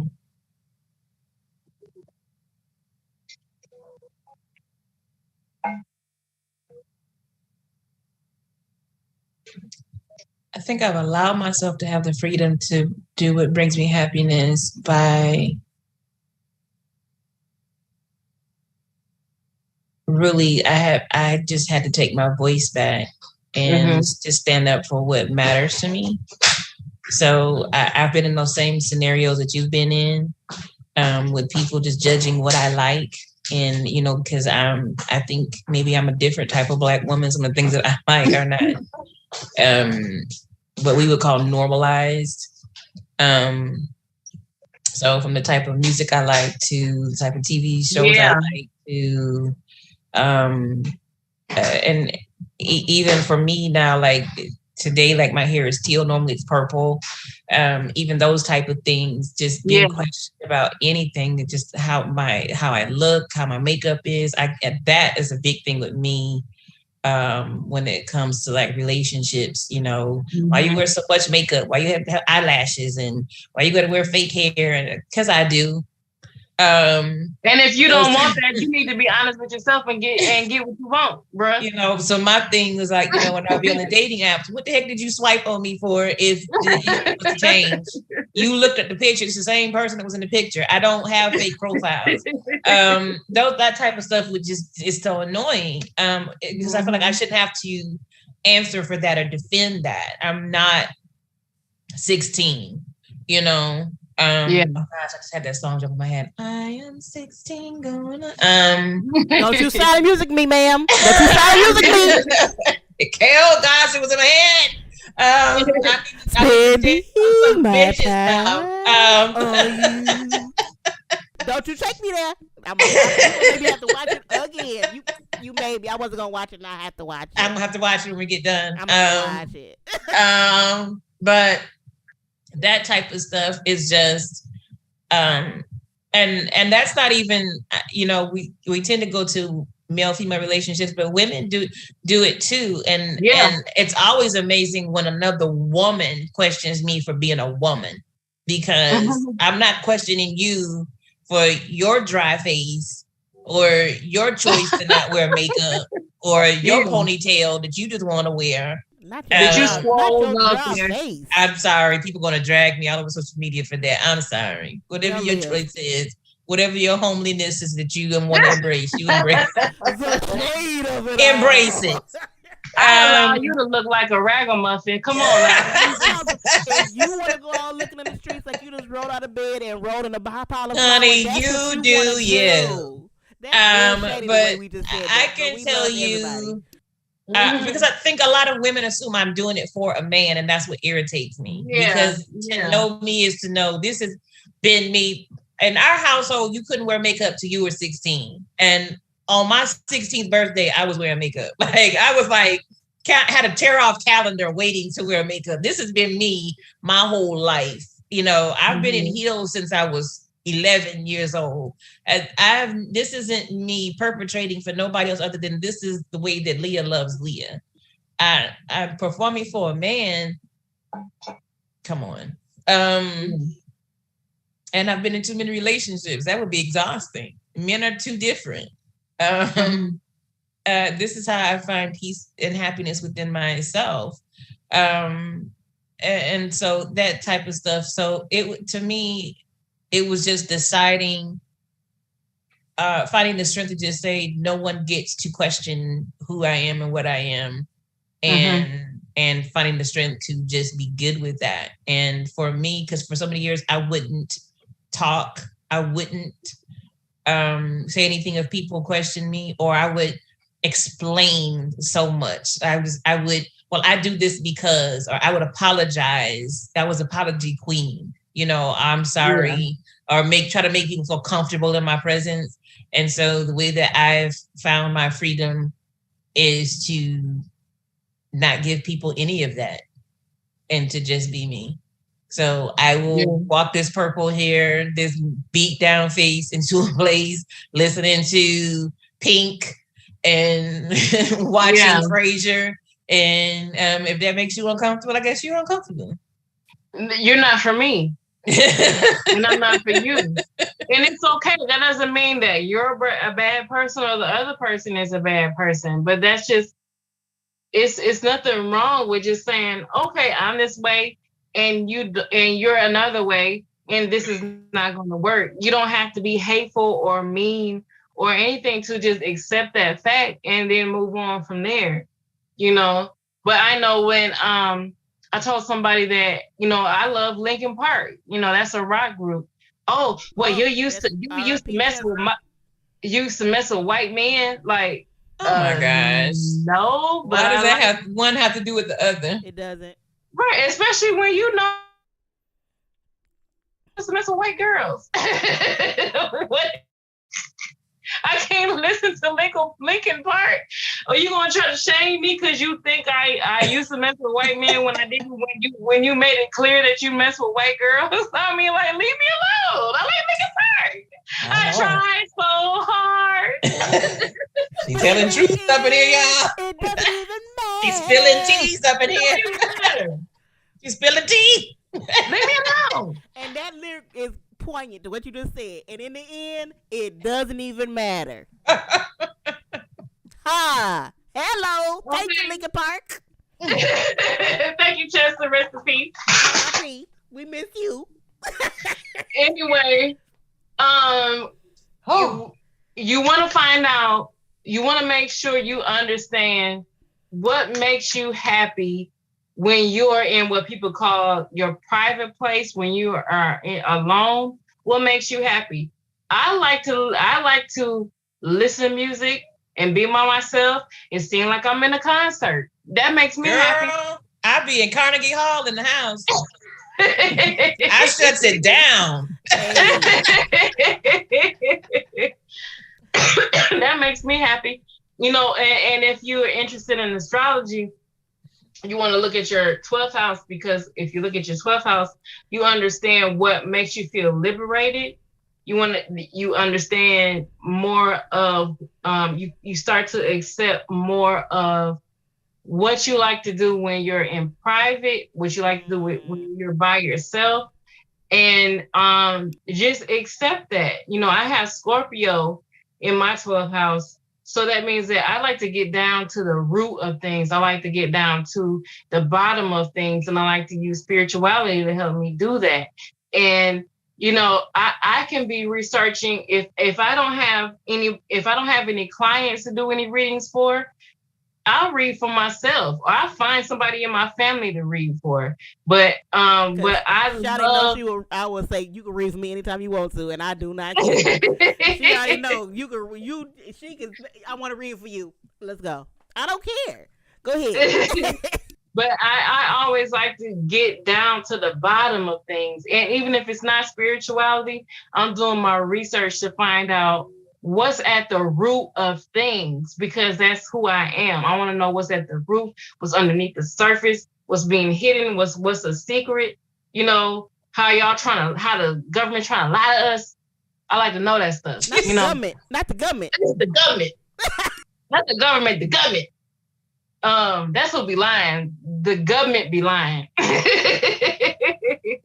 But I like to know what's at the bottom of things. And so if you look at your 12th house, look at the zodiac sign that's in there, look at the planets that are in there, look at the planet that's ruling the sign that's in there, and just get in and see what you like to do when you're by yourself, when you're in private. Allow yourself that freedom, that liberation, to allow yourself to be happy, because we have, and I've never been a man before, so I can only speak as a woman. So as a woman, it's like almost, for some people, because I live in the South now. I wasn't born in the South, but I live in the South now. And I understand that as a woman, it's like, if you give yourself the freedom to be happy, then you are, even if you're not neglecting your husband and your kids, you're neglecting your husband and your kids. If you are, I think I'll just leave it right there. But it's really hard. And I'm not saying it's not hard for men. I'm not saying that at all. It's just that I'm a woman and I can't speak for men. It makes it really hard for you to, like I like listening to Beethoven, I like watching old black and white movies. And what I'm supposed to do as a woman in the South is, I'm supposed to I don't want to get into details, but I'm supposed to like things that I don't really like doing. And I accept that, and I allow myself the freedom to, and I've had a lot of struggles with this. Me too. With people who say, well, you're not supposed to do that. Well, how do you know I'm not supposed to do that? That's Southern Belle mentality. How do you know I'm not supposed to get into spirituality? How do you know I'm not supposed to understand what my chakras are? Because how do you know I'm not supposed to? That's why they don't think you're supposed to. So what makes my husband happy is supposed to make me happy. And if I accept him, my husband likes guns. My husband likes pets. Dogs, big dogs. Big dogs. My husband likes cars. I have no interest in any of those things. But I allow him, because I know in his heart he loves those things. Mm-hmm. And is because who am I to say? I've known him since I was 15, so who am I to say, because I don't like guns, you shouldn't like guns. Right. Because I don't like animals like that, you shouldn't like animals like that. Because I have no interest in cars, flashy cars or whatever, you're not supposed to like that. Who am I to say that? Right. So it would be wrong of me. Yeah, you would be wrong for that. To I would take be his really happiness away. Because it's if you know him, then you know that's what he loves. Period. Oh, Yeah. it don't take long to know that. Because you said since you were 16, so I was like 14 when I met him. And Right. Right. He's always been into that stuff. Like it hasn't like he 10 years. No, like ever since I've known him, that has been what he's been into. And it is And what it is. also, I've always liked old movies. And I've always liked reading books and not talking that much and being by myself and being able to reflect and getting as deep into his spirituality as I feel like I can, you know. And who was anybody else to tell me I shouldn't like those things, you know? So if my husband accepts those things and I accept those things, who are you to tell me that I should be a different way? Right. You know? So I allow myself to dig as deep into what I feel like I need to get into for my happiness. And I used to feel like, okay, well, these other people know more about marriage and being a mother than I do. But they don't know more about your marriage. Yeah, exactly. And that's what I had to learn. So these other women who are bitter and they hate their lives, you know, they say bitter misery loves company, and it's true. So if you're a woman who has wasted your whole life on trying to be what everybody else thinks that you should be, and now you're bitter and you think that's what you're supposed to be because everybody else told you you're supposed to be like this and you're supposed to be like that, and you wasted your life trying to get to what they said you should be, you're going to want to do the same thing to other women. Right. And say, well, you're not supposed to do this. You're not supposed to do that. But if I decided this is who I am, if I've discovered this is who I am, and my husband accepts that, and my children don't have no problem with it, you leave me all the way alone. Okay. Hello. She said all the way. Bing bong. Beep, beep, beep, beep, beep. You leave me all the way alone. You bitter mothers. Who am I talking about? What's that lady's name who was just in the news going to use Beyonce's song talking about you can't break my soul after we just talked about her. We just talked about her. Good, Kim Burrell. Ooh, yeah, Kim Burrell. Nobody is taking Jonathan's dog's mama. The mother. She said, oh no, who's taking Jonathan's dogs? Nobody's taking Jonathan's dogs. You know what? Dogs. When I was little, who was the scariest people in the church? It wasn't the pastor. It wasn't the ushers. Nope. It was the mothers. The mothers. It was the mothers. They were the scariest people in life to me. And yeah. And the older I got, I realized it was because they have a old, not age old, but an old mindset of what a woman should be. So it's like, for me, I know after I got past the teenage anger and the young adult anger of you ain't gonna tell me nothing, I had to. Once I got to a certain old enough out in maturity level, I was like, okay, they just don't know no better. Because their mindset of what a woman is what they were taught. Mm-hmm. So you can't be angry at them and attack them for trying to change you when they were changed. They might not have wanted that. But if all they were taught was a woman is this, a woman is that, then why would I'm not going to try to change them. You know, you gotta get to the point. You just gotta be like, okay, I accept you, mother. I love you, mother. But personally, I don't agree with you. But you go on with your life. And it's about, because my thing is always going to be, no matter in general, because of certain things, they got crazy, no. But I respect them because they went through stuff I didn't go through. Heck yeah. They dealt with stuff I haven't even encountered peripherally. Like, so not even through your side eye. Not the side eye. So I can't say, I can't just say judge them 100% and be like they're this. They don't. When you talk, for me at least, I can say for my age, when I'm talking about mothers, I'm talking about people that are in their 70s and 80s and 90s. Look at what they've lived through. Why would I try to first of all, I have no right to try to correct them. Now, honestly, for me, now I'm being disrespectful because at this point, they've already lived life. They've experienced stuff that's just I have no concept of as a woman or a black woman.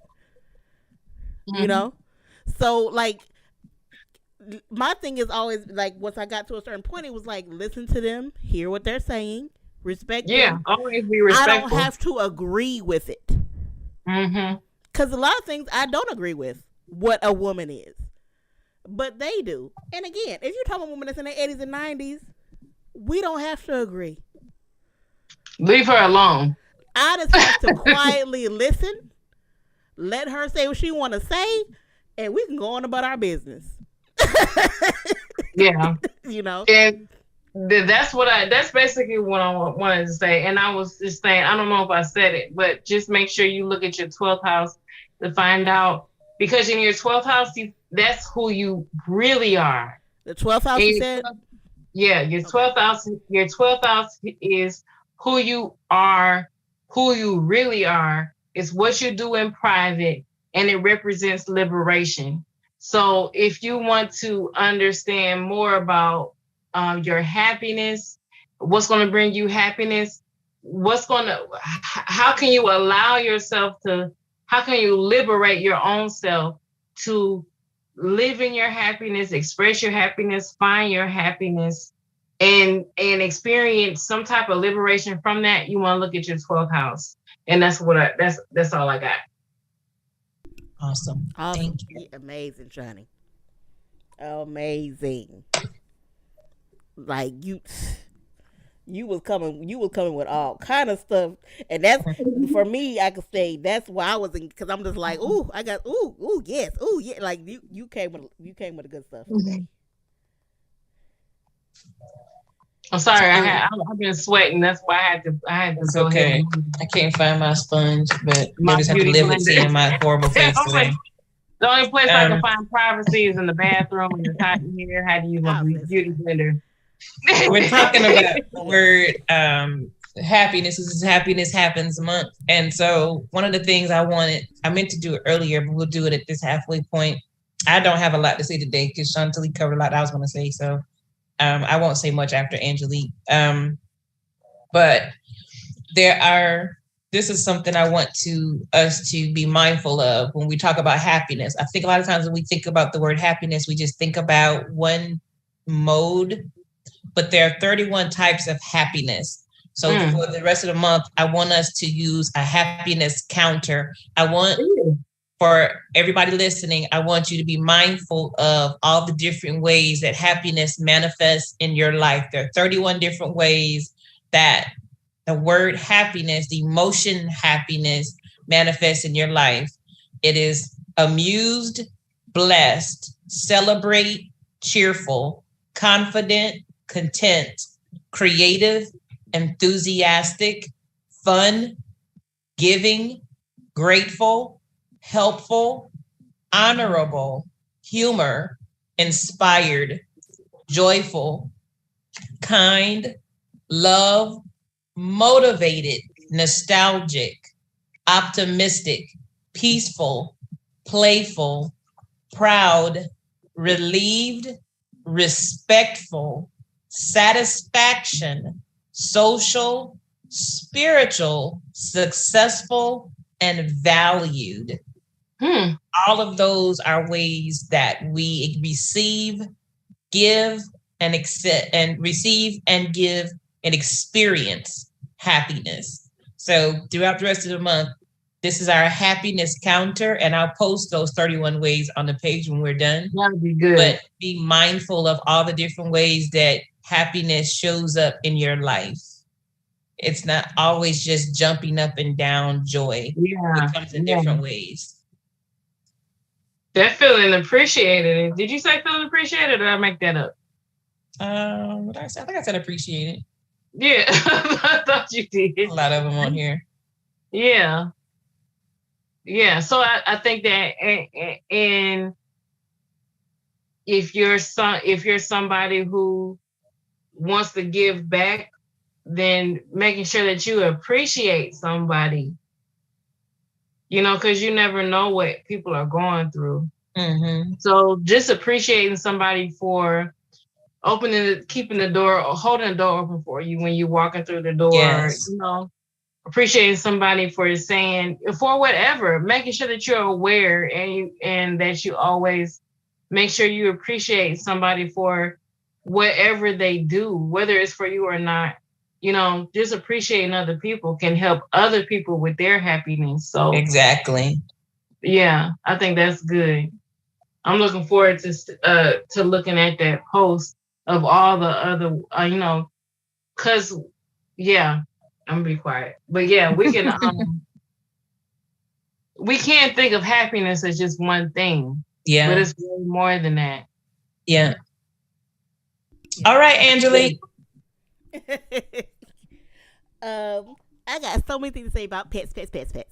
I know you had a lot to say about pets. That's your thing. I wanted to answer Chantalee's question. I don't remember exactly how she phrased it. I know it has something to do with it has something how it has something to do with like how do you something with happiness and people judging you or telling you what's not or something. I can't remember how you phrased it. But was it the last thing? The last question. But are you allowing yourself the freedom to be happy? It might have been something like that. But I will say, because honestly, a lot of stuff you hit was stuff that it's funny because I know we didn't talk about in detail each other's topics today outside of what we're going to talk about. And so even when you were talking about you like Linkin Park and guys were saying, oh, you date white guys, and it's like me personally, I will date any guy that I'm attracted to, and I've had to deal with men, black men specifically, judging me for dating white guys. And it's like, why does me dating white guys have to do anything to do with me being a black woman, me appreciating black people, me appreciating black men? Right. Like my dad is a black man. Like what? Like that has nothing. One doesn't have to do with the other. So just you even bringing that up, I was like, what? Say what now? But yeah, I've dealt with a lot of people saying I don't do black things. I don't, because I like quote unquote white shows, white music, white whatever. So it's just like, I think it might have been my personality, whatever, but I never got too deep into it because I know a lot of people judge it, but I'm like, I think a lot of it because I was homeschooled, I didn't have to deal with other people. So I was always in a household that was like, watch what you want, listen to what you want. So that, I never really had to deal with it too much. I had to interact with other people. And then they were telling me I wasn't listening to black music, which I'm just like, what is black music? What is black music? What is white right? That's why I was like, music does not have a color. What is black movies or black? Like, what is that? Like, what does that mean? Like even when you were like, you like Frasier and like Frasier is hilarious. I like Friends. I like Frasier. I like a lot of shows that are quote unquote white. It is right, what it is. White. Like it is what it is. It's not me saying I don't like black media because I will watch black media. What I won't watch is bad media. So just because a black person did it, if it's bad, it's bad. Yep. It is what it is. So that you gave a lot of stuff, a lot of good stuff today. Let me read. And for the record, do you know how many black shows Kelsey Grammer is executive producer for? Wasn't he? I know Girlfriends is one It's of more them. than Girlfriends. It's more than Girlfriends. saying I forgot, but Girlfriends, when I it's heard about that, 5 or 6 yeah. different shows. Yeah. And I just saw on Tubi, it's a show. I didn't even know that he had a show with Martin. Oh, they had Partners. That show is Partners. hilarious. Yeah. Yeah. My thing is, I like stuff that's funny to me and entertaining to me. I don't care if it's white, black, or other, as long as it's not racist or sexist. I don't care what it is. I don't go into like when you like that mindset of it has to be this. The mother said Mike and Molly. Hello, yes, wonderful. Oh yeah, Mike and Molly. That's a good one. No one under. I love Melissa McCarthy so dang much. I will watch anything she makes. I don't care if people say it's bad. I don't care if it's a commercial. A lot of stuff people said was bad. I was like, I don't care. It's funny to me. It's good to me. Okay. Thunder Force. The Kitchen. Huh. The Kitchen was good. Who said they didn't like The Kitchen? The Kitchen was good. When I looked at the reviews for The Kitchen, everybody was saying, I kind of understand, but The Kitchen was good. Thunder Force was good. Tammy was good. Did you see the one with the bird? What's it? Starling? Is that what it was? Something like that. Yeah. I didn't see it all the way through, but I movie made me laugh, cry, and all the emotions. Whatever emotion exists, I felt it. I love Melissa McCarthy. Melissa McCarthy. Starling. That I don't care what nobody because everybody will talk about the other movies that she didn't do good. Starling was amazing, and that I felt so many emotions in that movie. That movie, grief, sadness, happiness, everything. She was saying that in her interviews that it involves all that, but I feel like we're getting off. We are, but anyway, we are. But here I'm back. Okay, so I know Renee first talked about feeding pets of the homeless.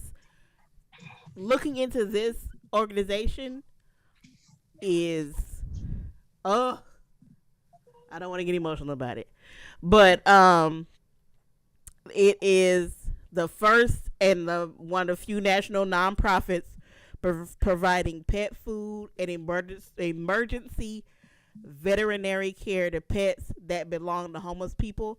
They also help veterans, like actual veterans. Okay, as that's well. good.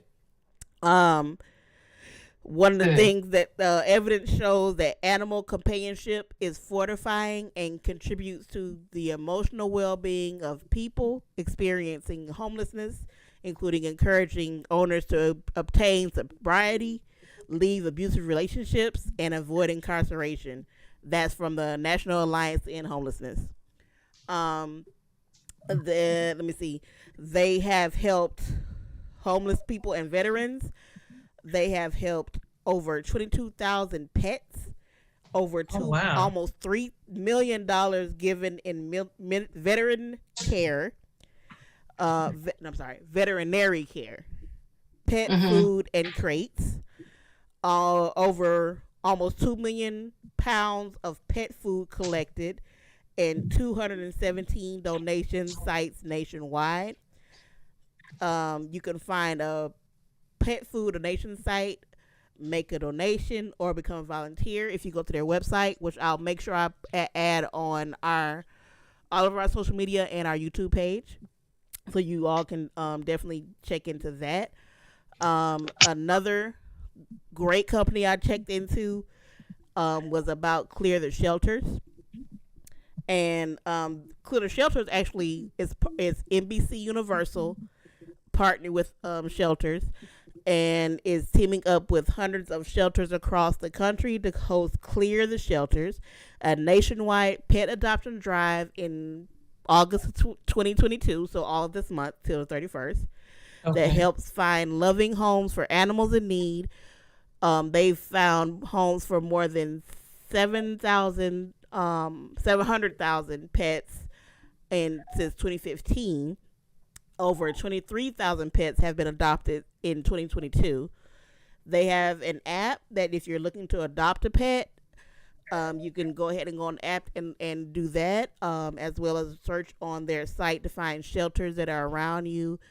You can also donate to local shelters if you're not really looking for a pet. Like me personally, I would love a pet, but I can't get a pet, so I probably will donate. If you don't want or can't have one for allergies or any other reason, you should definitely look into the adopting a pet, unless that's not what you want to do. Either way, just make sure you love the pet you get. That's me saying that. Whatever pet you get, adopted, bred, whatever, just make sure you do that. And then when it comes to emotional support animals, when I was looking into that, because there's a difference between emotional support animals and service animals. So a service animal is actually trained. So when you see people that are blind or in wheelchairs and they have the vest on them, those are service animals. Those are the animals you can't approach because they're actually considered working, because they have to be able to be alert. They're on the job. So cute. They're actually working. So when you see so cute. I know, but it's like when you see those are trained animals. A lot of them are trained as young. A lot of times it's dogs. I will say for service animals, it's they're trained to do certain things and be aware of certain things for the person they're going to be with. So when you see a service animal, which 9 times out of, I would say all service animals always have some kind of vest or something on them, so you know they're service animals and they're working at that time. Do not approach service animals. A lot of people don't realize that. And I know you see a cute doggy, but you do not approach a service animal. You let service animals be service animals and ask the person. If they say no, leave them alone and move on with your day. But emotional support animals, or ESAs, I probably call them ESAs interchangeable. They're for happiness. They are not the same thing as service animals. Service animals require special training that is approved for the ADA. And the ADA is Americans with Disabilities Act standards. So they're trained a certain way for service animals. But if it's just an emotional support animal, they don't require any specific training. They improve your emotional and mental well-being. They do not have to have specialty training, and there aren't restrictions on breeds or types of animals. So if you wanted to get a fish, if that animal makes you feel better and it's a goldfish, that's an emotional support animal. It doesn't have to be a certain thing for if you're getting that. Emotional support animals, they enhance the brain's happy chemical, dopamine. That's how they help you with that. Cynthia K. Chandler wrote a book called Animal Assisted Therapy and Counseling, and she did a lot of research and what they do and how they help. And she said the positive social interaction with a pet, the benefits include calming and relaxing, lowering anxiety, alleviating loneliness, enhancing social engagement and interaction, normalizing heart rate and blood pressure, reducing pain, reducing stress, reducing depression, and increasing pleasure. I know I've been around animals. I grew up with a severe allergy to animals, so I couldn't be around them as much as I wanted. But I always liked being around them when I could, unless I, was actively dying. So I laugh about it because that's kind of you had a few moments. You're scared. Yeah. I laugh about it now because it's kind of what it was. Is either I can be around an animal or I can suffocate and not. So, but now I'm older, I can kind of be around them a little bit more, engage my activity with them. But I know Renee has been around rabbits and going through what she cancer and stuff like that. She said the bunnies have helped her. So that because until recently when I became allergic to them. Yeah, I understand. But they still have helped. They really have helped, and I I- didn't even anticipate that. I understand. Yeah. Mhm. But I know that even just with that, you know, you the fact that you said they helped you Mhm. classifies them as an emotional service animal. Yeah. And they pick up on your emotions. Like I've Yeah. had days when I was down or came back from chemo, and because they're free range, they're free roaming, not free range. I'm sorry, that's chicken. They're free roaming. Yeah, that's chicken breast. They're free roaming, and so they're out of their cages most of the time, and they'll just come and lay on my lap, you know. And rabbits get very close to your face. They Yeah. study you, and they'll come and look me in the eye, and then they'll just come lay on you. Like they really feel you, and they'll just know. So I have to ask you. So, when you were going through any pain or depression or anything that's going through chemo or radiation or just you as a person, what did the rabbits do for you? Like what, even if anything, like you just petting them or just them being like, what did you get out of having the bunnies around you? It really was very soothing. It really is like a person hugging you and comforting you. It really is. It was really like when my kids were really little and they would come get in the bed and hug you. It really is the same thing. And I've been around the rabbits where I've been crying. An animal, to me, how does an animal know your emotions? Yeah. But they know, and they would just come get in the bed and just, you know, lay across my lap. And the first time I really saw one of the female rabbits do that, that was just so amazing to me. Wow. And she just laid there for about like 30 minutes. She didn't move, you know. And so they really do pick up on that, you know. But I wanted to ask you, so the service animals wear a vest so we know that they're working, right? So if I wear a vest, then if I wear that, then people should know that I'm working and leave me alone. No. Not at all, ma'am. Not at all. I was gonna give me a bunch of vests.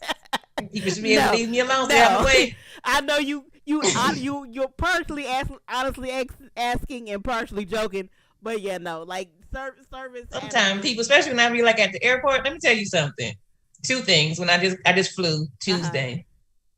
I'm a talkative person, and normally I don't mind talking to people, but the one place I really don't care to speak is at the airport. That is like my me time. Like seriously, we're all here traveling. Just you go your direction, I'm going mine. Yeah. And so that is the one time I need my AirPods to work. I just really, And people will see the AirPods in you, and they still be like, "Can I talk to you for a minute?" And it's like, come on. Oh yeah, the place me and you used to work, I used to put on headphones with no music on because I just was like, nope, I don't want to talk to you. I worked in a department where I couldn't.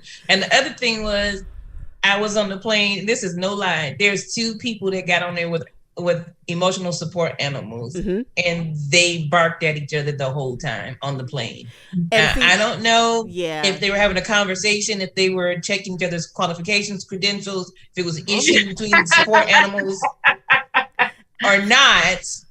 But it was very emotional for me. And I don't know if I would rather hear the dogs barking or a baby crying on the plane, but for 2 hours, it was a lot. Now I will say, and see, that's the thing. It's like, I'm all for ESAs, emotional support animals, depending on when you jump into a video. But I feel if you have an ESA and not a service animal, then you need to train your ESA like you would train any other pet, because they need to be able to be well behaved in public. And that's because my problem now that anybody you need to take them. What you say, Sonny? I said because you need to be able to take them wherever you. And that's my problem now, that just anybody can just have any animal and take them anywhere. Is that people just grab any animal and take it anywhere, and I've seen some stuff in public that I'm just like if I were to get an ESA, I would train them like I would train any other pet, because they need to be able to function in society, because we are a society. Because you have to be able to go where you need to go, and emotional support animals, and they need to be able to have They need to have some home training so you can Exactly. And They need to not stress everybody else out just because you comfortable. People confuse the two between a service animal and an ESA, and a service animal is trained almost from a puppy to do certain things. So you don't get that type of issue with a service animal because they've been trained a certain way. But an ESA, you can get any animal can be an ESA, and I'll get into that. So I'm gonna keep going so I don't overtalk myself. But but yeah, that issue is that's a trainer issue. If you're hearing two dogs bark, that's a trainer issue. That's not an ESA. But there are several ways that an ESA dog can help a person with anxiety, providing a calming and soothing presence, offering affection through cuddles. I love a good cuddle.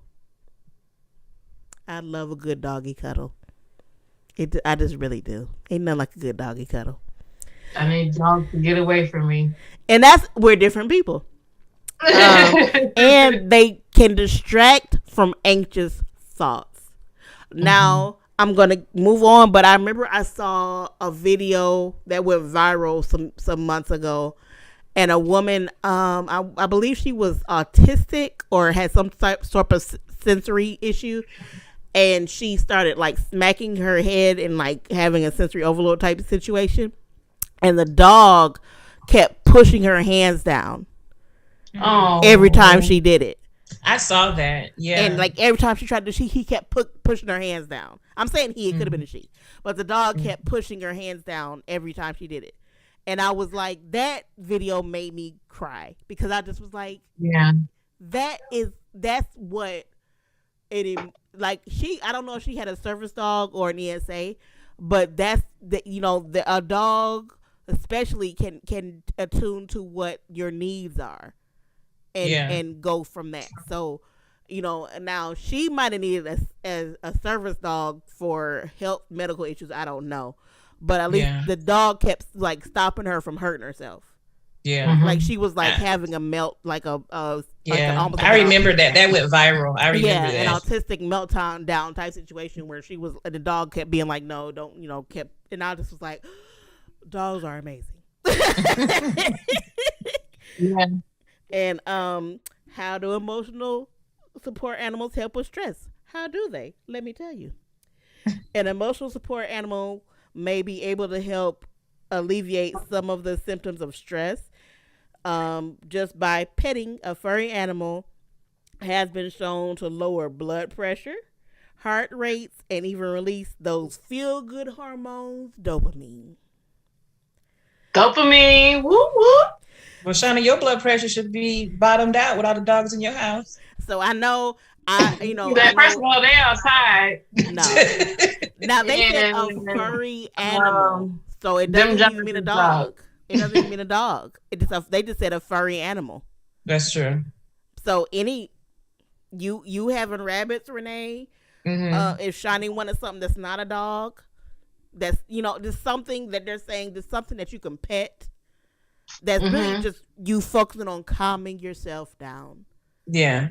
And I know for you, because you have the bunnies. Shani don't like the dog, so I can't go with her. But I don't like animals at all.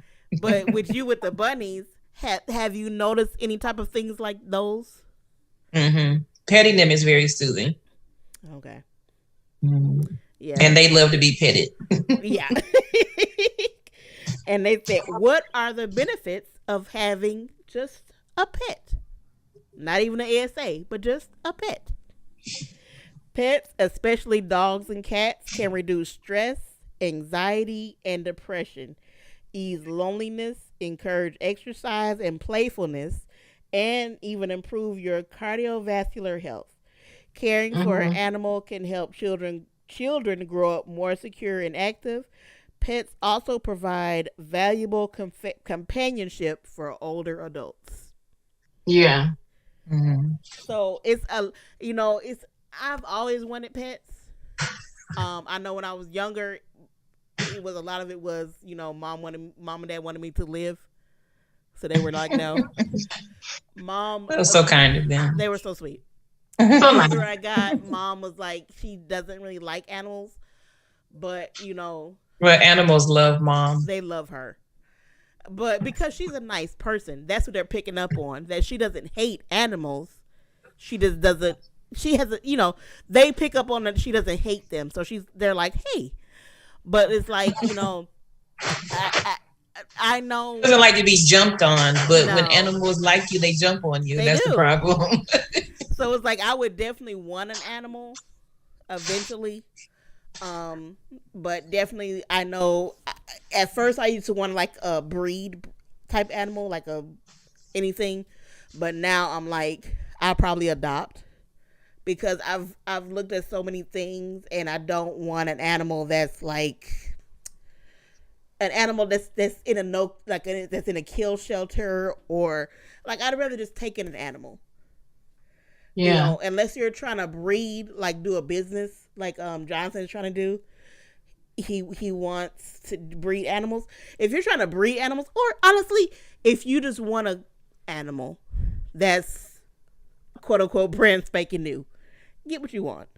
Just love them. I probably will adopt when I finally get an animal, because I don't want an animal in a shelter that's just risking being. The nice way to say it is euthanized. Yeah. Yeah, that's sad.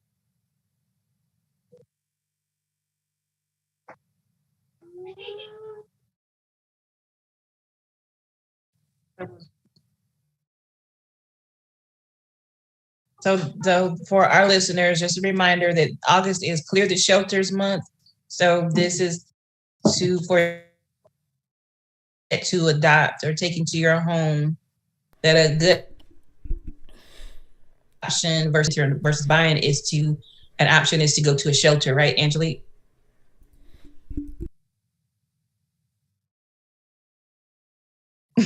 Yeah, I believe that's what she was saying. That's what she was saying. Okay.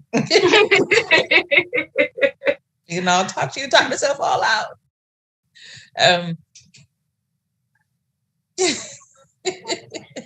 Okay.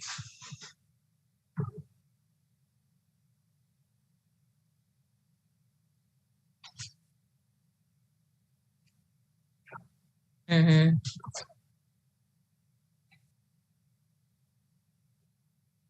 Yeah.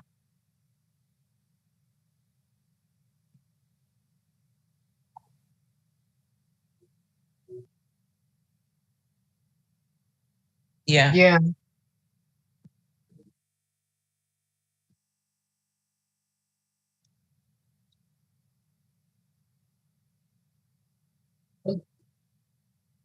A living being. Yes.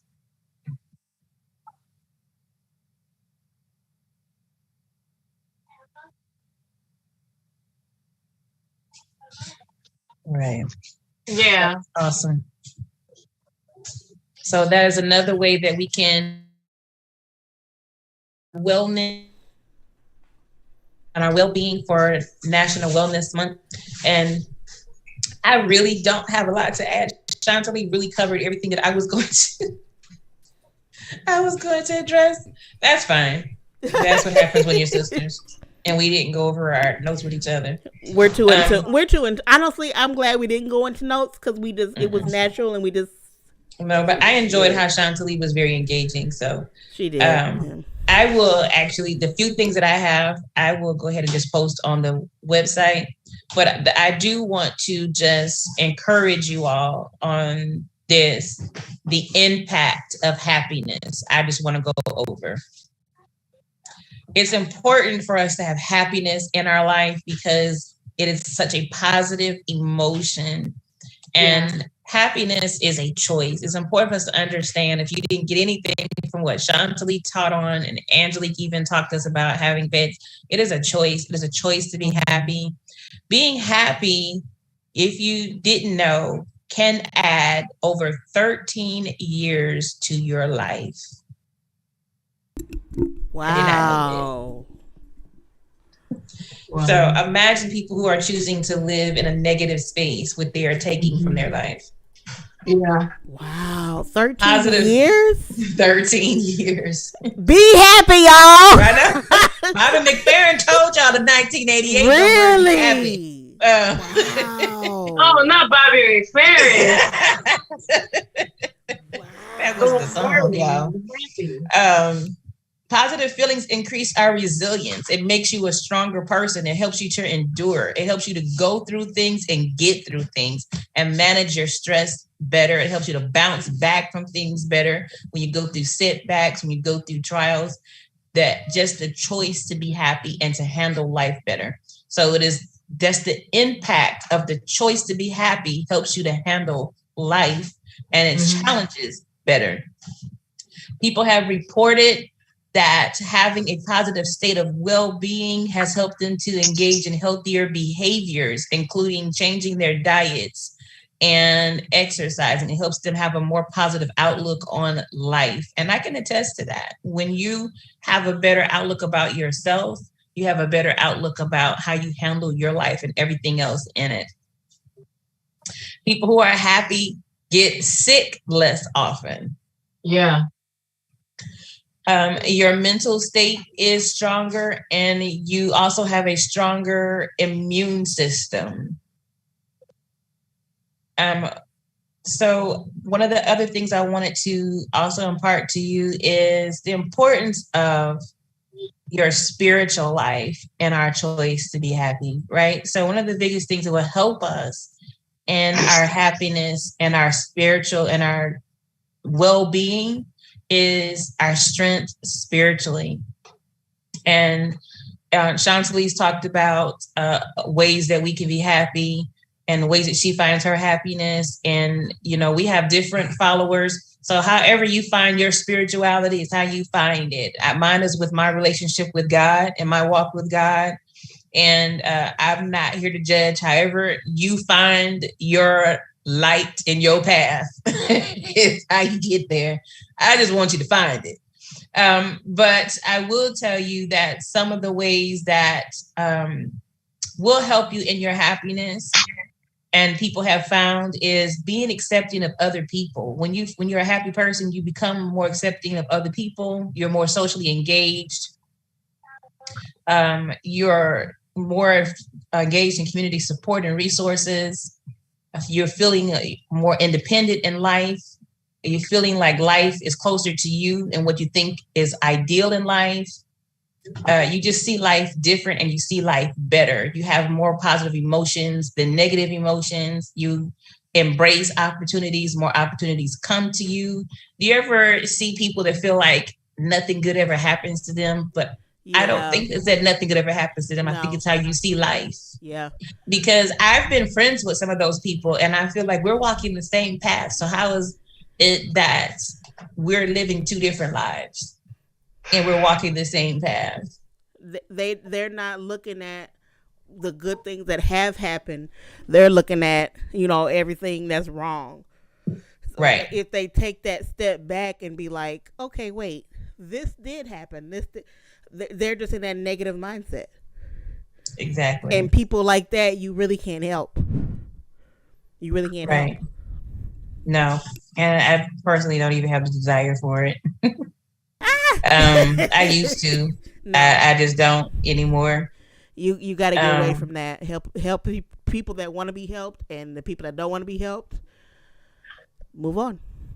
Having a strong spiritual life will help you cope with stress. It will help with your mental health. It will help, obviously, with your spiritual life. It will help you with negative feelings. It will help you enhance your positive feelings. Your social standing in the community, and it helps you strengthen yourself and grounding yourself in life. So one of the key components, obviously, is prayer. Prayer works for people, and people pray in different ways. Yeah. So we just encourage you to pray. Prayer is linked to better health, greater psychological well-being, less depression, less hypertension, less stress, even during difficult times. Is more positive feelings. High blood pressure? Yeah. Okay. And it helps with the ability to handle stress. Just praying. So I want you to do these things and thinking about your spiritual life and your choice to be happy. Pay attention to how you're feeling in your day-to-day. Okay. And how life is affecting you and how you're responding to life. Focus on others. Remember that happiness is not just about you, but how you're responding to other people. It's not just about what you're getting, but what you're giving out. Open your heart. Feeling of empathy, helping others is important. Meditate. Try spending 10 to 15 minutes a day each morning. Engage in some form of meditation. Practice gratitude. Be thankful. Starting with just your life. If you woke up this morning, you have a reason to be thankful. Oh, yeah. And then start a gratitude journal. I've done this a couple times in my life, and just write throughout the day all the things that you're thankful for. You'll be amazed what you have by the end of the day and the end of the week and the end of the month. Try mindfulness. Be more mindful and more aware and appreciative of the present moment, not the moment you just had, and don't think about the next moment. Be mindful of the moment that you're in. Yes. And embrace that. Wow. Live in the moment. We've stopped living in the moment, and that affects our joy and our happiness as well, because we become lost in our past and worried about our future. Oh.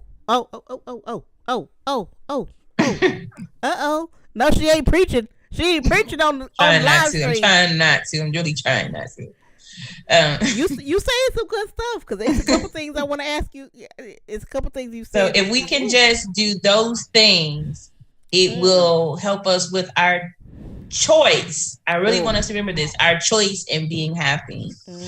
Finally, I want to give you these 8 points in our happiness. I think it's 8. 1, 2, 3, 4, 5, 6, 7. Okay. Are you going to put them on? Are you going to post them on our socials? 7. I'm going to post them. It's 7. Okay. In cultivating your happiness. 7 points to cultivating your happiness. Pursue your goals. Don't just make them, pursue them. A lot of people talk about goals that they never pursue. I know somebody. I don't want to say my relationship to him, because if I say that, it may trigger something, but you all know who the person is. I don't want to tell you know who the person is if I say it. Somebody that we know who's always talking about what they want to do, but they never do it. That is so frustrating. Enjoy the moment. Reframe your negative thoughts. When you have a negative thought, you need to reframe it, repurpose it, get out of the negative space and make it a positive thought. Cultivate strong relationships. Like we talked about this earlier with Chantaline, you should not be a person that you should not just have one friend. Hello. And you should not be the only person in your circle. No. That's not a circle. No, it's really not. That's not how circles work. Get regular exercise, even if that's just walking. What did you say, Shani? I say, that's definitely not a circle with one person.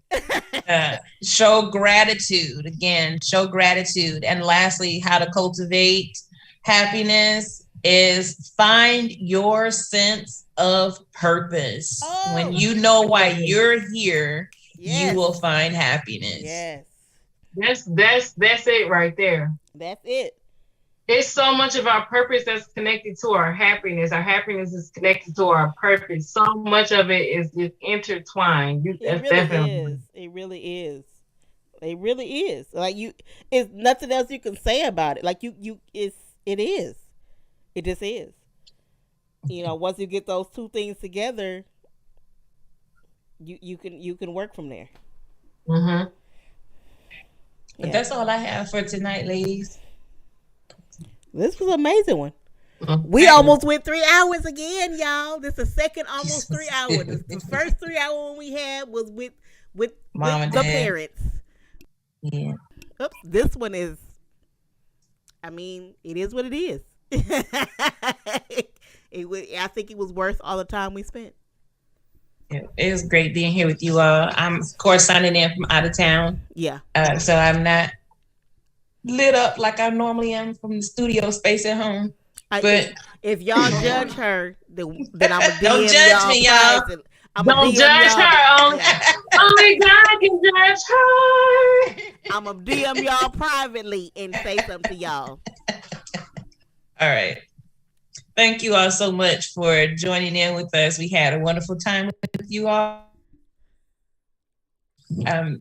This has been a great time.